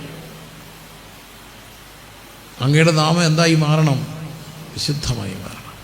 എന്നിട്ട് കർത്താവ് ഇത് പഠിപ്പിച്ചിട്ട് പറഞ്ഞു, ഒരു സ്നേഹിതൻ അർദ്ധരാത്രി ഉണ്ടെന്നിരിക്കട്ടെ. ആ സ്നേഹിതനെടുക്ക് മറ്റൊരാൾ വന്നു. എപ്പോഴാണ് വന്നത്? അർദ്ധരാത്രിയിൽ. ഇതാണ് വിശ്വാസ സമൂഹത്തിൻ്റെ പ്രത്യേകത. വിശ്വാസ സമൂഹം കേരള സമൂഹത്തിന് കൊടുത്ത ഏറ്റവും വലിയ സംഭാവന എന്താണെന്ന് ചോദിച്ചാൽ, കൊച്ചു കൊച്ചു ഹോളുകളും അതിനോട് ചേർന്നുള്ള പാസേജുകളും. ചരിത്രം മുഴുവൻ എടുത്തോ, അർദ്ധരാത്രി ഒരു വീട്ടിലൊരു പ്രശ്നം ഉണ്ടായാൽ അവർ പ്രാർത്ഥിക്കാൻ എടുത്തുകൊണ്ട് ഓടിപ്പോകുന്നത് എങ്ങോട്ടാണ്? ദൈവദാസൻ്റെ വീട്ടിലാണ്. അങ്ങനെ ഒത്തിരി ദൈവദാസന്മാർ ഈ നാട്ടിലുണ്ടായിരുന്നു. അർദ്ധരാത്രിയിൽ ആളുകൾ ഓടി വരും, പിശാച് ബാധ ഏറ്റവരും രോഗം പിടിച്ചവരും. ചെല്ലാനൊരു സ്ഥലം. എ എന്ന സുഹൃത്തിൻ്റെ അടുത്ത് ബി എന്ന ഒരു സുഹൃത്ത് വന്നു. എപ്പോഴാണ് വന്നത്? അർദ്ധരാത്രി. എ എഴുന്നേറ്റു ബിക്ക് വേണ്ടി. എവിടെ പോയി? സിയുടെ അടുത്ത് പോയി. സി ആരാ? കർത്താവാണ്. അപ്പം പ്രാർത്ഥന എന്താ? ബിക്ക് വേണ്ടി എ എവിടെ പോവും? സി എടുക്കും. എപ്പോഴാണ് പോകുന്നേ? അർദ്ധരാത്രി. അതാണ് വിശ്വാസികൾ. ദൈവാത്മാവ് പലരെയും തട്ടി ഉണർത്തും. അർദ്ധരാത്രി ഒരാൾക്ക് വേണ്ടി എന്ത് ചെയ്യാൻ? പ്രാർത്ഥിക്കും. എന്നാലും ചെറിയ ചെറിയൊരു സന്തോഷമൊക്കെ തോന്നിയിട്ടുണ്ട്. നമ്മുടെ എല്ലാ ബുദ്ധിമുട്ടുകളുടെ നടുവിൽ എത്രയോ പേർ അർദ്ധരാത്രി എളിയവനെ വിളിച്ചുണർത്തിയിട്ടുണ്ട്. പറയുന്നു വലിയൊരു പ്രശ്നം നേരിട്ടു. അതൊക്കെ ചെറിയ ആൾക്കാരൊന്നുമല്ല, വലിയ വലിയ ആൾക്കാരാണ്. പക്ഷേ പെട്ടെന്ന് ഇതൊന്ന് വിളിച്ച് പറഞ്ഞ് തോന്നിയത് നിൻ്റെ മുഖമാണ് ഓർമ്മ വന്നത് എന്നൊരാൾ പറഞ്ഞെങ്കിൽ നമ്മൾ ഭാഗ്യവാന്മാരാണ്. നമ്മൾ ഭാഗ്യവാന്മാരാണ്. സഹോദരൻ്റെ മുഖമാണ്, ദൈവദാസൻ്റെ മുഖമാണ്, കർത്തദാസൻ്റെ മുഖമാണ്, സഹോദരൻ്റെ മുഖമാണ് എൻ്റെ മനസ്സിൽ പെട്ടെന്ന് വന്നത്. എനിക്ക് വേണ്ടി ഒന്ന് പ്രാർത്ഥിക്കണേ എന്നൊരാൾ പറഞ്ഞെങ്കിൽ നമ്മൾ ഭാഗ്യവാന്മാരാണ്. കാരണം ദൈവത്തിൻ്റെ ഒരു ചെറിയ സർട്ടിഫിക്കറ്റുണ്ട്, നീ പ്രാർത്ഥിക്കുന്നവനാണെന്നുള്ള സർട്ടിഫിക്കറ്റ്. അങ്ങനെ 11-ാം അധ്യായത്തിൽ കർത്താവ് പ്രാർത്ഥനയെക്കുറിച്ച് പഠിപ്പിച്ചു. മറക്കരുത്, സ്വർഗസ്വനായ ഞങ്ങളുടെ പിതാവ്. എല്ലാവരും പറഞ്ഞേ, സ്വർഗസ്വനായ ഞങ്ങളുടെ. ഞാൻ പെട്ടെന്ന് മുമ്പോട്ട് പോകട്ടെ. 18-ാമത് അധ്യായത്തിൽ 1-ാം വാക്യം, മടുത്തു പോകാതെ എപ്പോഴും എന്തു ചെയ്യണം? പ്രാർത്ഥിക്കണം. വീണ്ടും 19-ാം അധ്യായത്തിൽ വായിക്കുന്നു. 19-ാം അധ്യായത്തിൽ എൻ്റെ ആലയം എന്തെന്നറിയപ്പെടണം? പ്രാർത്ഥന. അപ്പോൾ ആലയത്തിൽ എപ്പോഴും എന്ത് നടക്കണം? പ്രാർത്ഥന നടക്കണം. മറക്കരുത്, ആലയത്തിൽ എന്ത് നടക്കണം? പ്രാർത്ഥന. 21-ാമത് അധ്യായത്തിൽ കർത്താവ് പഠിപ്പിച്ചു. അന്ത്യകാല ലക്ഷണങ്ങളെക്കുറിച്ച് പഠിപ്പിച്ചിട്ട് 21-ാം അധ്യായത്തിൻ്റെ 34-ാമത്തെ തിരുവചനം, നിങ്ങളുടെ ഹൃദയം അതിഭക്ഷണത്താലും മദ്യപാനത്താലും ഉപജീവന ചിന്തകളാലും ഭാരപ്പെടുക. 3 പ്രശ്നങ്ങളാണ് ഇന്ന് മനുഷ്യ ജീവിതത്തിൽ ഉണ്ടാകുക. ഒന്ന് മദ്യപാനം. മദ്യപാനം നമുക്കറിയാം, ഇവിടെ വലിയൊരു സാധനം ഇപ്പോൾ ഓടുകയാണ്, കൊടുങ്കാറ്റ്. എന്താണ്? തൂഫാൻ. ആർക്കെതിരെയുള്ള ഓട്ടമാണ്? മദ്യപാനികൾക്കെതിരെ, ലഹരി അടിമപ്പെട്ടവർ. അതിനിടയ്ക്കുള്ള വിചിത്രമായ കാഴ്ചകളാണ്. ഒരു തമ്മിൽ മദ്യപിച്ചിട്ട് പോലീസിനെ വെല്ലുവിളിക്കുന്നത്. പോലീസിനെ വെല്ലുവിളിച്ചാൽ പിന്നെ പോലീസിനെ പേടിയില്ലെന്ന് പറഞ്ഞാൽ ഈ രാജ്യം എന്തായിത്തീരും? സത്യത്തിൽ ഇവന്മാരൊക്കെ ചാടുമ്പോൾ പേടിച്ച് നിൽക്കുന്ന പോലീസുകാരെ കാണുമ്പോൾ എനിക്ക് സഹതാപം തോന്നും. ഇവിടെ കയ്യിരിക്കുന്ന ലാത്തി എന്തിനാ കാണാൻ പറ്റിക്കൊന്നു? വെള്ളം അടിച്ച മോനെ ഞാൻ രാഷ്ട്രീയ കാണാൻ ധൈര്യമുണ്ട് മാടാന്നൊക്കെ പറയുമ്പോൾ ഇവരെന്തിനാ പേടിക്കുന്നേ? ഏതായാലും ആഭ്യന്തരമന്ത്രിക്ക് ആദരവ് ഒരു വലിയ ഒരു സംഭവമാണ്. എന്താ? ഓപ്പറേഷൻ തൂഫാൻ. തൂഫാൻ. അതിൻ്റെ കാരണം എന്താ? കൃത്യമായൊരു കാര്യം, ലഹരിയാണ്, അഡിക്ഷനാണ്. ഈ അഡിക്ഷൻ എന്ന് പറയുമ്പോൾ നമുക്കെല്ലാം അറിയാം. ലഹരിക്കുണ്ടാകുന്ന അടിമത്തത്തിലേക്ക് കൊണ്ടുപോകുന്ന എന്നാ കാര്യം ചോദിച്ചാൽ, നമ്മുടെ ഈ തലച്ചോറിനകത്ത് കിടക്കുന്നൊക്കെ ചില രാസ പ്രക്രിയകളുണ്ട്, അല്ലെങ്കിൽ ഹോർമോൺസ് ഉണ്ട്. അതിനകത്ത് ഈ ഹാപ്പി ഹോർമോൺസ് ഉണ്ട്, ഡോപ്പാമൈനൊക്കെ. ഉത്തേജനം, ഒരു സന്തോഷമൊക്കെ തോന്നും. അങ്ങനെ ഈ സന്തോഷമൊക്കെ തോന്നുമെന്നാണ് പറയുന്നത്. അല്ലാത്ത ചിലരൊക്കെ 24 മണിക്കൂറൊക്കെ ഇങ്ങനെ കണ്ണും തുറന്ന് കിളി പോയിരിക്കും. ഞങ്ങൾ കോളേജിനെ പറ്റി ഒരു സംഭവം, ഞങ്ങൾക്ക് പഠിച്ച കോളേജിൽ തോട്ടത്തിൽ ഈ സാധനമൊക്കെ കൊണ്ട് വെക്കുന്ന ഒരു പയ്യനെ, ഒരു നല്ല വീട്ടിലെ പയ്യനാണ്, വലിയ വീട്ടിലെ പയ്യനാണ്. അവനെപ്പറ്റി ഒരു രസകരമായൊരു കഥ കേട്ടു. വിശ്വസനീയമാണെന്ന് എൻ്റെ ചിന്ത. എന്നോട് പറഞ്ഞാൽ അവനൊരു സാധനം വലിച്ചുകൊണ്ട് അവിടെ ഇങ്ങനെ ഒരു തോട്ടമുണ്ട്, ആ തോട്ടത്തിൽ ഇങ്ങനെ കുത്തിയിരുന്നുകൊണ്ട് ഒരു സാധനം വലിച്ച് ഇവനെന്താ ഇത് പോച്ച പിടിച്ചുകൊണ്ടാണ് ഇത് വലിച്ചത്. അവൻ ആ തോട്ടത്തിലെ മുഴുവൻ പോച്ചയും പറിച്ചത്. ഇത് വലിച്ച് അവൻ വീട്ടിൽ പശുവിനെ കയർ പിടിച്ചിട്ടുള്ളത് തന്നെ, പക്ഷെ മുഴുവൻ പോച്ച എന്ത് ചെയ്തു? പറിച്ചു എന്നൊരു രസകരമായ കഥ കേട്ടു. ശരിക്കും ശരിയായിരിക്കാം. കാരണം ചെയ്തുകൊണ്ടിരിക്കുന്ന കാര്യം ചെയ്യാനുള്ള എന്ത് കിട്ടും? ഞാനെപ്പോഴും എൻ്റെ മക്കളോടൊക്കെ പറയും, കുഞ്ഞുങ്ങളെ, ഈ നമ്മൾ അങ്ങോട്ട് പോകുന്നു, അവിടെ നിന്നൊരു വണ്ടി വേറൊരു വണ്ടി ഓവർടേക്ക് ചെയ്ത് നമ്മുടെ നേരെ വരുന്നു. വണ്ടി ഓടിക്കുന്നവർ ശ്രദ്ധിച്ചോണം. അപ്പം നമ്മുടെ ചിന്ത, എടാ നമ്മൾ നമ്മുടെ സൈഡ് പിടിച്ചല്ലേ പോകുന്നത്, ഇവനപ്പോൾ എന്തോ ചെയ്യണം? എടാ നമ്മൾ നമ്മുടെ സൈഡ് പിടിച്ച് പോകുന്നു, ഇവൻ കയറി നമ്മുടെ സൈഡിൽ കൂടെ വരിക. സത്യത്തിൽ ആരാ ചവിട്ടണ്ടേ? അവനോ നമ്മളോ? അവൻ ചവിട്ടണം വേണ്ടേ? പക്ഷേ അവൻ ചവിട്ടുമെന്നുള്ള ചിന്തയെ വണ്ടി കയറ്റിക്കൊണ്ട് പോകല്ലേ, അവൻ ചവിട്ടത്തില്ല. പ്രത്യേകിച്ച് അവൻ ഈ ലഹരിയാണെങ്കിൽ അവൻ കാണുന്ന കാഴ്ച ഇതിൻ്റെ മണ്ടേക്കൂടി ഇങ്ങനെ പറന്ന് പോകുന്നതായിരിക്കും. എടാ അവന് വെള്ളം കഞ്ചാവാണ്, നമ്മളങ്ങനെ അറിയും. അവൻ കാണുന്നത് അവനിങ്ങനെ വണ്ടി പറക്കുന്നതായിരിക്കും, നേരെ നമ്മുടെ നെഞ്ചത്ത് വന്ന് കയറും. അതുകൊണ്ട് ഒതുക്കി എന്ത് ചെയ്യുക? വണ്ടി ഓടിക്കുക. കാരണം അവനെന്തോ ക്രൈസാന്ന് നമുക്കറിയാവോ? ഇല്ല. അതുകൊണ്ട് ആരോടും ഉടക്കാനും പോകരുത്. വണ്ടിയൊക്കെ വന്നാൽ തൊട്ടാനും മുട്ടാനും ആരോടും മിണ്ടരുത്. കാരണം ഇവൻ്റെ കയ്യിൽ എന്തുവാന്ന് നമുക്കറിയത്തില്ലല്ലോ, ബോധമില്ലല്ലോ. ഇതേ സെയിം സംഭവമാണ് ഈ മൊബൈലിലും ഉണ്ടാകുന്നത്. അത് നമ്മൾ ഈ മൊബൈൽ ഇങ്ങനെ കണ്ടുകൊണ്ടിരിക്കുമ്പോൾ നമ്മുടെ അകത്തൊരു ഡോപാമൈൻ ഉണ്ടാകും. അപ്പോൾ പിന്നെയും എന്ത് ചെയ്യണം തോന്നുന്നു, കാണണം തോന്നും. സത്യത്തിൽ വല്ല ആവശ്യമുള്ള കാര്യങ്ങളൊക്കെ ആണെങ്കിൽ കുഴപ്പമില്ല. രാത്രി 1 മണിക്കൊക്കെ ഈ 2 മണിക്കൊക്കെ ഓൺലൈനിൽ ഇരിക്കുന്നവരൊക്കെ സൂക്ഷിച്ചോണേ, കോള് വരും. പെൺപിള്ളേരൊന്നും രാത്രി ഓൺലൈനിൽ ഇരിക്കല്ലേ. കാരണം ഈ ഓൺലൈനിൽ ഇരിക്കുന്നവരെ വിളിക്കാൻ വേണ്ടിയുള്ള സംഘങ്ങളുണ്ട്. സത്യം, അങ്ങനെയൊക്കെ ഒത്തിരി അബദ്ധം ഒത്തിരി പേർക്ക് പറ്റിയിട്ടുണ്ട്. അപ്പോൾ ഓർത്തോണം, ഇതെല്ലാം ലഹരിയാണ്. അതാണ് മദ്യപാനം. രണ്ടാമത്തെ ഒരു കാര്യമാണ് അതിഭക്ഷണം, അല്ലേ? അതിഭക്ഷണം. ചിന്തിച്ചേ, അതിഭക്ഷണം. നമ്മുടെ നാട്ടിലെ ഇസ്ലാം സഹോദരൻ മരിച്ചാൽ മയ്യത്താവും, ഹൈന്ദവ സഹോദരൻ മരിച്ചാൽ ചരമടയും, നിര്യാതനാകും. ക്രിസ്ത്യാനി മരിച്ചാലും മരിച്ചു പോകും. പശു ചത്തുപോകും, പട്ടി ചത്തുപോകും. ചത്താൽ ആരാന്നേലും പേരെന്താ? ചത്താൽ ഏത് വലിയവനാന്നേലും പേരെന്താ? ശവം. എന്തോ കാണാൻ പോവുക? ശവം കാണാൻ പോവുക. എനിക്ക് ഞങ്ങളുടെ നാട്ടിലെ കോഴി ചത്താൽ ശവമല്ല. നമ്മുടെ നാട്ടിലെ കോഴി ചത്താൽ ശവമാണോ? അല്ല. അൽഫാം, കുഴിമന്തി, അങ്ങനെ ഒരു 10 പേര് പറഞ്ഞേ. നിനക്ക് ട്രിനിറ്റിയുടെ സർട്ടിഫിക്കറ്റൊക്കെ ഇല്ലേ? ഒരു 10 പേര് പെട്ടെന്ന് അറിയാം. ചിക്കൻ്റെ ഒരു 10 പേര്. ചിക്കൻ 65, അൽഫാം, കുഴിമന്തി, തിക്ക, പിന്നെന്താ ബട്ടർ, കാന്താരി, മുളക് അരച്ചത്, വറുത്തരച്ചത്, ഒരു 19 പേര്. പിന്നെ KFC, ചിക്കിങ് എന്ന് വേണ്ട, ഇഷ്ടം ബാർബിക്യൂ, അറിഞ്ഞോ? എവിടെല്ലാം ഉണ്ട്. അപ്പോൾ ഞങ്ങൾ എവിടെല്ലാം അവിടെ ഒരു സ്പെഷ്യൽ ചിക്കൻ കറി ഉണ്ടെന്ന് പറഞ്ഞാൽ ഇവിടെ നിന്മാർ ബൈക്ക് ഓടിച്ച് അവിടെ പോകും. ഞങ്ങളുടെ നാട്ടിലൊരു അച്ഛൻ ഇടയ്ക്ക് തെങ്കാശി നിന്നപ്പോൾ 2 പിള്ളേർ അവിടെ നിൽക്കുന്ന പുള്ളിയുടെ അയൽവക്കത്തുള്ള എൻ്റെ ഇവിടെ നിൽക്കി ചോദിച്ചപ്പോൾ അവർ പറഞ്ഞു, ഇവിടെ നല്ല നാടൻ പെരട്ടും പൊറോട്ടയും കിട്ടുമെന്ന്. കോട്ടയത്തു നിന്ന് തെങ്കാശി വന്നേക്കുക. ഇതാണ് മനുഷ്യൻ്റെ ഒരു പ്രശ്നം. അതിഭക്ഷണം, മദ്യപാനം. 3 ഉപജീവന ചിന്ത. ഇതിനാൽ ഭാരപ്പെട്ടിട്ട് ആ ദിവസം പെട്ടെന്ന് എന്ത് വരും? കെണി പോലെ വരും. എന്നാൽ ഇതെല്ലാം ഒഴിഞ്ഞു പോകാൻ എന്ത് ചെയ്തോണം? പ്രാർത്ഥിക്കണം. അപ്പോൾ പ്രാർത്ഥനയ്ക്ക് വലിയൊരു ശക്തിയുണ്ട്. പ്രാർത്ഥിക്കുമ്പോൾ പല കാര്യങ്ങളും എന്തു ചെയ്യും? മാറിപ്പോകും. എല്ലാവരും പറഞ്ഞ്, പ്രാർത്ഥിക്കുമ്പോൾ പല കാര്യങ്ങളും എന്തു ചെയ്യും? മാറിപ്പോകും. ഒത്തിരി അനുഭവങ്ങൾ എനിക്ക് പറയാനുണ്ട്. പ്രാർത്ഥിക്കുമ്പോൾ ഒത്തിരി കാര്യങ്ങൾ എന്തു ചെയ്യും? മാറിപ്പോകും. അതുകൊണ്ടാണ് 21-ാം അധ്യായത്തിൽ പറയുന്നത്, ഇതെല്ലാം ഒഴിഞ്ഞു പോകേണ്ടത് നിങ്ങൾ എന്തു ചെയ്യണം? പ്രാർത്ഥിക്കണം. എന്നിട്ട് 22-ാം അധ്യായത്തിലേക്ക് വരുമ്പോൾ ഏറ്റവും തീവ്രമായ കർത്താവിൻ്റെ പീഡാസഹനത്തിൻ്റെ രാത്രി വരികയാണ്. യേശുവിനെ അറസ്റ്റ് ചെയ്യാൻ പോവുകയാണ്. ആ രാത്രി എൻ്റെ യേശു 3 പേരെ കൂട്ടിക്കൊണ്ട് പ്രാർത്ഥിക്കാൻ പോയി. ആരൊക്കെയാണ്? പത്രോസിനെയും യാക്കോബിനെയും യോഹന്നാനെയും. എന്നിട്ട് യേശു ആ സ്ഥലത്ത് ചെന്നു, പതിവ് പോലെ പ്രാർത്ഥിക്കുന്ന ആ സ്ഥലത്ത് ചെന്നു. അവിടെ ഇങ്ങനെയാണ് എഴുതിയേക്കുക 22-ാം അധ്യായത്തിൽ.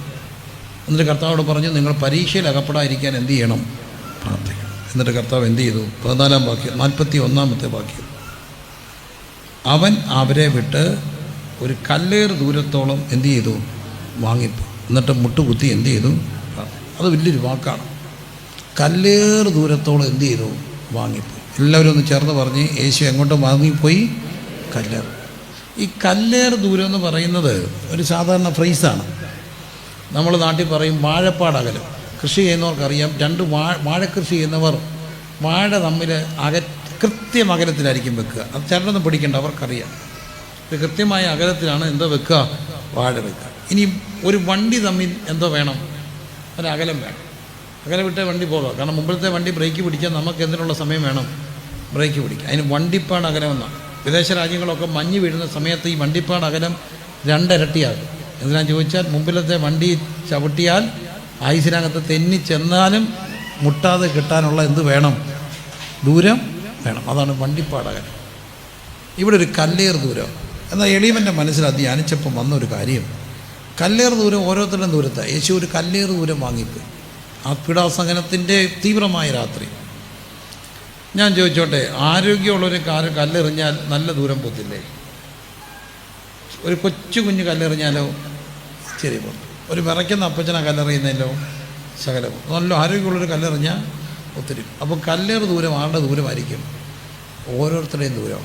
കർത്താവ് ഒരു ഉറപ്പ് തരുന്നുണ്ട്, നമ്മുടെ പിതാവായ ദൈവം കല്ലേറ് ദൂരത്തുണ്ട്. അർത്ഥം ഓരോരുത്തരുടെയും ദൂരത്തിൽ ആരുണ്ട്? യേശുവുണ്ട്.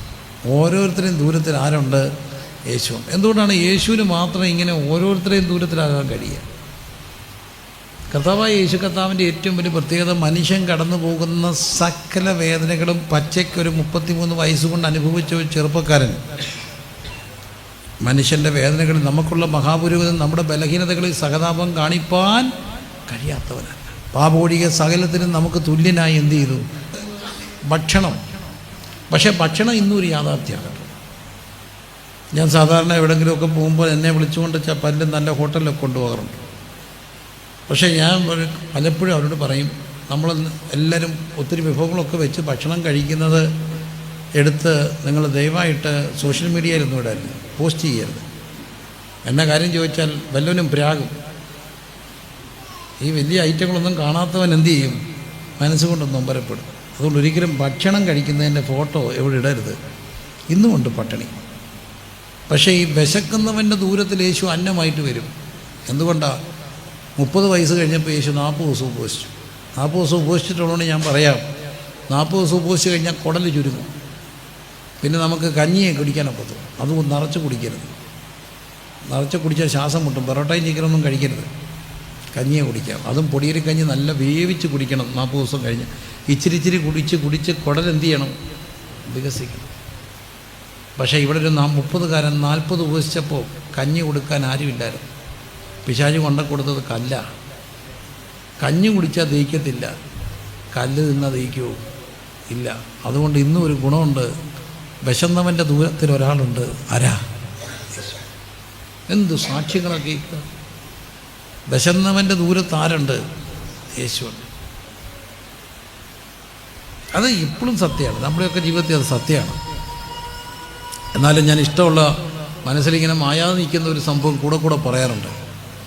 ആന്ധ്രാപ്രദേശിൽ സുവിശേഷ വേലയ്ക്ക് പോയ ഞങ്ങളുടെ നാട്ടിൽ നിന്ന് പോയ ഒരു കുടുംബം, 4 പെൺകുഞ്ഞുങ്ങളാണ്. അപ്പോൾ അവർ ഈ തുടത്തിൽ അളന്ന് പാല് മേടിക്കും. ഇപ്പോഴാണ് കുപ്പിക്കകത്തൊക്കെ, അല്ലെങ്കിൽ നമ്മൾ മിൽമ പാലൊക്കെ മേടിക്കുന്നത്. പണ്ട് പശുവിൻ്റെ പാലളക്കുന്നതൊക്കെ എന്തിലാണ്? തുടത്തിലാണ്. നിങ്ങൾ തുടം കണ്ടിട്ടുണ്ടോ? മോൾ തുടം കണ്ടിട്ടുണ്ടോ? ഇല്ല. കാണണം. തുടം എന്ന് പറഞ്ഞൊരു സാധനമാണ്. 5 തുടം അരക്കുപ്പിയാണോ അതോ 6 ഒരു കുപ്പി എത്ര തുടമാണ്? 12 തുടമാണോ 10 തുടമാണോ? ഓക്കെ. തുടത്തിലാണ് പാൽ. 1 തുടം 2 തുടം തുടത്തിൽ പാലിളക്കുന്ന കണ്ടിട്ടുണ്ടോ? അങ്ങനെ ഒരു കാലമുണ്ട്. അപ്പം 1-2 തുടം പാൽ മേടിക്കും. അത് ഇളയ കൊച്ചിന് കൊടുക്കാൻ വേണ്ടി. അപ്പോൾ സ്കൂളിൽ പോകാൻ നേരത്ത് മൂത്ത മോള് ചോദിച്ചെന്ന്, അമ്മ 4 മണിക്ക് വരുമ്പോൾ ഒരു പാൽ ചായ തരാമോ? വലിയ കാര്യവും ചോദിച്ചില്ല. എൻ്റെക്കൊന്നുമല്ല, പാൽ ചായ. അമ്മ വിശ്വാസിയായിരുന്നു.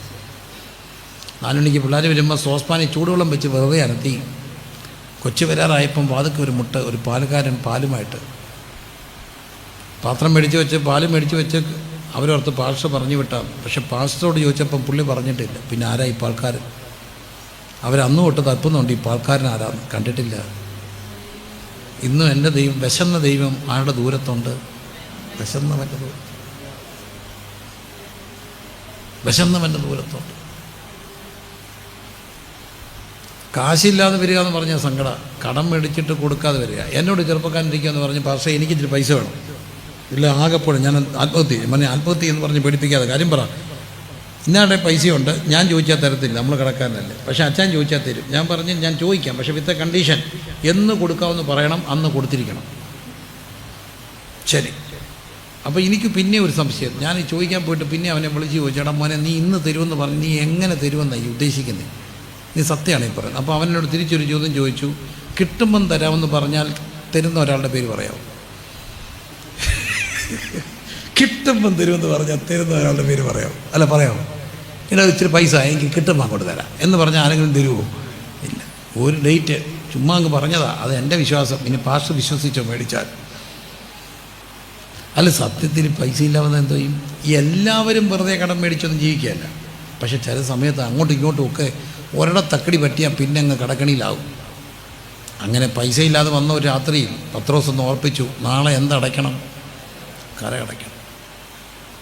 കർത്താവിൻ്റെ കര അടയ്ക്കാൻ പൈസയില്ല, ഇവന് വരച്ചിട്ടില്ല, ഇവനത് മറച്ച് വെച്ച് അങ്ങടയ്ക്കണ്ടേ.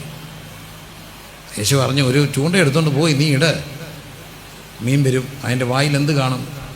ചതുർദ്രമപ്പണം. പത്രോസ് ചോദിച്ചത് ദിദ്രിമപ്പണമാണ്. ദിദ്രിമ 2, ചതുര് 4.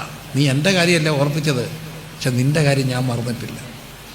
നീ എൻ്റെ കാര്യം ഓർപ്പിച്ചില്ലേ, പക്ഷെ നിൻ്റെ കാര്യം ഞാനൊരു 1 വെച്ചാൽ 2, 2 വെച്ചാൽ 4 എന്നൊന്നും പറയല്ല. എനിക്ക് ഈ സംവിധാനവും പാട്ടും എല്ലാം കണ്ടപ്പോൾ ഒരു കാര്യം തോന്നി. ഞാൻ സ്ഥിരം കൺവെൻഷൻ നടത്തുന്ന, കഴിഞ്ഞ നവംബറിൽ ഞങ്ങളുടെ റാന്നി കൺവെൻഷൻ്റെ 22ാം കൺവെൻഷൻ, ചെറിയ കൺവെൻഷനാണ്, വലിയ കൺവെൻഷനാണ്. ഒരു നേരം 10,000 പേർക്ക് പുട്ട് കൊടുക്കുന്ന കൺവെൻഷൻ. അതിൻ്റെ കട എൻ്റെ ഇതുവരെ വീടിയിട്ടില്ല. ഇതിപ്പോൾ അടുത്ത മാസം കൺവെൻഷനാണ്. സാറിന് ഇങ്ങനെ പോകുമ്പോൾ ചില യാത്രകളൊക്കെ വന്ന് കഴിയുമ്പോൾ ഇത് വീടുന്നത്. അപ്പോൾ ഈ ഗൾഫ് യുദ്ധം വന്നുകൊണ്ട് മിക്കവാറും മാത്രമെല്ലാം ബന്ധമായി, കടം വീടിയിട്ടില്ല. ഇപ്പോൾ എൻ്റെ പ്രാർത്ഥന, കർത്താവേ അടുത്ത കൺവെൻഷൻ മുമ്പെങ്കിലും കഴിഞ്ഞ കൺവെൻഷൻ. അപ്പോൾ ഈ കൺവെൻഷൻ കഴിഞ്ഞ് എല്ലാവരും പോവും. അപ്പോൾ പിന്നെ ഈ ബാധ്യതയെല്ലാം ആടെ മണ്ടല്ല, സംഘാടകരുടെ മണ്ടലില്ല, മാർഷൽ മണ്ടലില്ല. എന്നിട്ട് നമ്മൾ വീണ്ടും കൺവെൻഷൻ നടത്തുന്ന ഒറ്റ കാര്യം കൊണ്ട്, ഈ പൈസയുടെ ധാരാളിത്തത്തിലൊന്നും അല്ലെന്നേ. എല്ലാവരും പറയും അവിടെ ഇഷ്ടം പൈസ ഉണ്ട്. അപ്പം ഞാൻ ചോദിക്കുക എവിടെ വെച്ചേക്കുന്നൊന്ന് പറഞ്ഞേക്കണേ. നമുക്കൊരു ആവശ്യം വന്നാൽ എന്ത് ചെയ്യാനാ എടുക്കുക, എവിടെ വെച്ചേക്കുന്നത് എന്നോടൊന്ന് പറഞ്ഞേക്കണം. കാരണം നമുക്കും അത്യാവശ്യം വന്നാൽ എന്ത് ചെയ്യണം, എടുക്കണ്ടേ. എന്നിട്ടും നമ്മളിങ്ങനെ പോകുന്ന ഒരാളുടെ കാര്യമാണ്. നീ എൻ്റെ കാര്യം നോക്കുമ്പോൾ ഉണ്ടല്ലോ, നിൻ്റെ കാര്യം ഞാൻ മറക്കത്തില്ല. നീ എൻ്റെ കാര്യം നോക്കുമ്പോൾ ഞാൻ നിൻ്റെ കാര്യം മറക്കും. മോനെ ഒന്ന് മ്യൂട്ട് ചെയ്യാൻ കിടക്കളെ. ഈ ആയുസ് ഞാൻ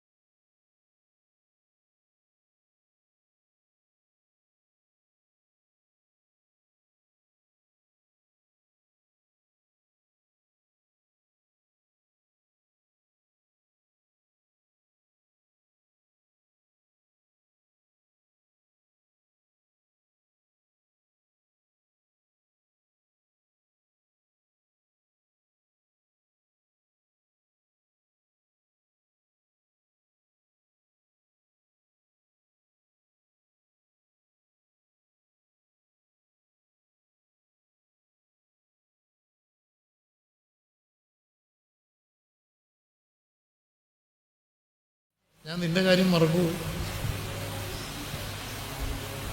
അതുകൊണ്ട് അവൻ്റെ ദൂരത്ത് ആര് വരും? യേശു. ഈ ഉപദേശിമാരോട് നമ്മളിപ്പോൾ ഈ ഉപദേശിമാരെ പലരും പല കണ്ണിൽ കൂടെ കാണുന്നു. എന്നാലും ഞാൻ പറയട്ടെ, ഇന്ന് നല്ലതാണെന്ന് പറയുന്നവർ ഇച്ഛ തെറ്റിയാൽ നാളെ എന്താ പറയും? ഇന്ന് പറഞ്ഞ് ഉപദേശിയാൾ ഞങ്ങളുടെ എല്ലാം കർത്താവിൻ്റെ ദാസൻ എന്ന് പറഞ്ഞാൽ അങ്ങനെയാണ് ഇങ്ങനെയാണെന്നൊക്കെ പറയുന്നത്, നാളെ ഇച്ഛ തെറ്റിയാൽ പറയും നിങ്ങൾ ഇവിടെ പോകണ്ട പോകാൻ പറയും. അങ്ങനെ പോകാനൊക്കെ പറയുമ്പോൾ ചിലരേ ഉള്ളൂ വഴക്കിനൊക്കെ നിൽക്കുന്നത്. പലരും നേതൃത്വം പറയുന്നിടത്ത് പോകും. അത് അവരെ ഒന്ന് നോക്കി പറഞ്ഞു, നിന്നെ ഞങ്ങൾക്ക് വേണ്ടാന്ന് പറഞ്ഞു. അങ്ങനെ വേണ്ടാന്ന് പറഞ്ഞ ഒരു സമയം എനിക്കുമുണ്ട്. അരഞ്ഞു തിരിഞ്ഞ് കിടന്നൊരു കാലം. പക്ഷെ അന്നേരം നമ്മുടെ അടുക്കൽ ഒരാൾ വരും, നമ്മുടെ ദൂരത്ത്. യേശു വന്നിട്ട് പറയും, വിഷമിക്കല്ലേ, എൻ്റെ അടുക്ക് വന്നിട്ടുണ്ട്. ഒരു ദിവസം അവർ പറഞ്ഞു, നിന്നെ മതി, ഓശന്ന.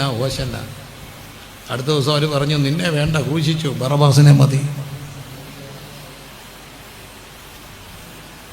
വേണ്ടാന്ന് പറയുന്ന ഇവിടെ ലോകത്ത് ദൂരത്തൊരാളുണ്ട്. ആരാ? യേശു. സത്യത്തിൽ ഒത്തിരി കുഞ്ഞുങ്ങളുടെ സങ്കടം കാണുമ്പം സങ്കടം വരും. ആൺകുട്ടികളും പെൺകുട്ടികളും രണ്ടുമുണ്ട്. പ്രേമിച്ചൊക്കെ കെട്ടുമ്പോൾ എന്തോ ബഹളം ഉണ്ടാക്കി കെട്ടുന്ന, ചോര കൈ കൊണ്ട് മുറിച്ച് ഐ ലവ് യു എന്നൊക്കെ എഴുതി കെട്ടി 2 ദിവസം കഴിയും പറയും, നിന്നെ വേണ്ടാന്ന് പറയുന്നവരെ വേണമെന്ന് പറയാൻ ഇന്ന് ഒരാളുണ്ട് അവരുടെ ദൂരത്ത്. ആരാ? യേശു. പക്ഷേ ഈ ദൂരത്ത് നിൽക്കുന്ന യേശുവിനൊരു പ്രത്യേകതയുണ്ട് കേട്ടോ. ഹൃദയം നുറങ്ങിയവർക്ക് യഹോവ ആരാ? ഉൽപ്പത്തി പുസ്തകത്തിൽ നമ്മൾ വായിക്കുന്ന മനുഷ്യൻ ഏകനായിരിക്കുന്ന അന്നലത്ത് കണ്ട കർത്താവ് അവർക്ക് തക്കതായി എന്ത് കൊടുത്തു? തുണയം. തക്ക തുണ. ഭാര്യ ഭർത്താവിനും ഭർത്താവ് ഭാര്യയ്ക്കും തക്ക തുണയായിരിക്കണം. പക്ഷേ ഒരു കാര്യം, രാത്രിയിൽ പെട്ടെന്നൊരു അറ്റാക്ക് അച്ചാനെ കൊണ്ട് ആശുപത്രി കൊണ്ടുപോയി. സ്ട്രെച്ചർ വലിച്ചുകൊണ്ട് ഓടുന്നു ICUലോട്ടാ. ഭാര്യ ഓടി. എവിടം വരെ ഓടാനൊക്കെ? എവിടം വരെ? ഐശുവിൻ്റെ വാതിൽ കടയ്ക്കുമ്പോൾ അവിടെ പിന്നെ തക്ക തുണ പുറത്താണ്. പക്ഷെ അവിടെ ആരുണ്ടെന്നറിയാവോ? കഷ്ടങ്ങളിൽ ഏറ്റവും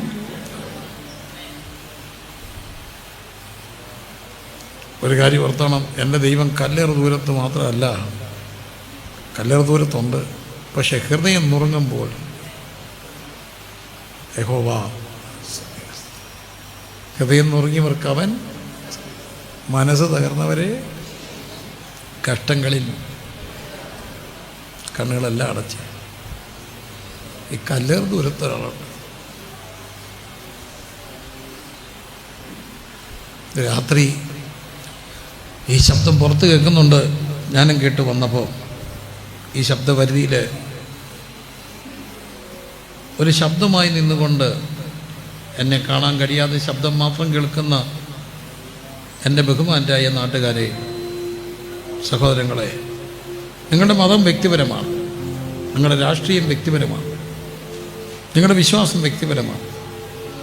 പക്ഷേ ഈ രാത്രി ഞാൻ പറയുന്നത് ഒന്ന് പരീക്ഷിച്ച് നോക്കിക്കേ. എനിക്കറിയാവുന്നൊരു ഗുരുവുണ്ട്, കല്ലേറ് ദൂരത്തുണ്ട്. തകർന്നൊരു വ്യക്തിയാണോ? കുടുംബജീവിതത്തിൽ മുറിഞ്ഞൊരു വ്യക്തിയാണോ?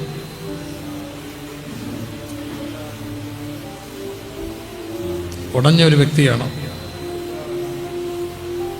സഹോദര, സഹോദരി, നിന്റെ ദൂരത്തൊരാളുണ്ട്. യേശുവാ. ഒരു വിളിപ്പുറത്ത് കണ്ട് നിൽപ്പുണ്ട്. ഒറ്റ വിളിച്ചാൽ മതി, യേശുവേ. ഇത് വെറുതെ പറയല്ല. ഒരു പക്ഷേ നിങ്ങൾ പലതും പരീക്ഷിച്ച് പരാജയപ്പെട്ടവരായിരിക്കാം. നിങ്ങളൊരു രക്ഷയ്ക്ക് വേണ്ടി പലയിടത്തും പോയി കാണാം, പലതും പരീക്ഷിച്ച് കാണാം, പലരെയും സമീപിച്ച് കാണാം. പക്ഷേ ഈ രാത്രി പരീക്ഷണത്തിനെങ്കിലും ഇങ്ങനെ പറ, കർത്താവേ, ഈ സഹോദരൻ പറയുന്ന സത്യമാണെങ്കിൽ എനിക്കിന്ന് രാത്രി അങ്ങയൊന്ന് അറിയണം, അനുഭവിക്കണം. ഈ ദൈവം എൻ്റെ പിതാവാണ്. ദേശമേ, സഹോദര, സഹോദരി, വളരെ ശാന്തമായി ഓണത്തിൻ്റെ ബഹളങ്ങൾക്കിടയിൽ ഒരുപക്ഷെ ഈ ആഘോഷങ്ങളൊന്നും മനസ്സിനെ ഏക്കാൻ കഴിയാതെ വ്യക്തിപരമായ സങ്കടങ്ങൾക്ക് മുന്നിൽ വിറങ്ങലിച്ച് പോയ താങ്കൾ രാത്രി നിൻ്റെ ദൂരത്തൊരാളുണ്ട്, യേശുവാ. പക്ഷെ ഇന്ന് രാത്രി അടുത്ത് വരും. യേശുവേ, ഒറ്റ വിളിക്ക് മുമ്പിൽ ഒന്ന് വിളിച്ചാൽ ഓടി എൻ്റെ അരികിലെത്തും.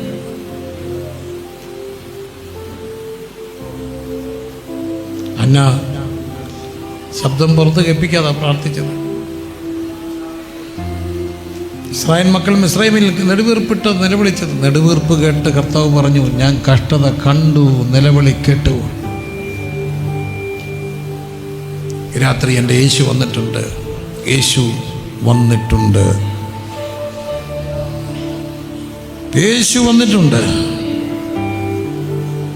കരങ്ങൾ ഉയർത്തി ആ യേശുവിനെ ഒന്ന് തൊട്ടേ. യേശുവേ എന്ന് വിളിച്ച്. ഞാൻ വെറുതെ പറയുകയല്ല. ഒരു 84 വയസ്സിൽ ഒരു 8-10 വയസ്സുള്ളപ്പോൾ യേശുവിനെ മനസ്സിലാക്കി. എന്നാൽ വളർച്ചയിൽ എനിക്കിന്ന് യേശു ഒരു പ്രസംഗ വിഷയമല്ല. എനിക്ക് യേശു ഒരു പ്രസംഗ വിഷയമല്ല. എൻ്റെ കണ്ണ് കണ്ട, എൻ്റെ കൈ തൊട്ട ഒരു യാഥാർത്ഥ്യം.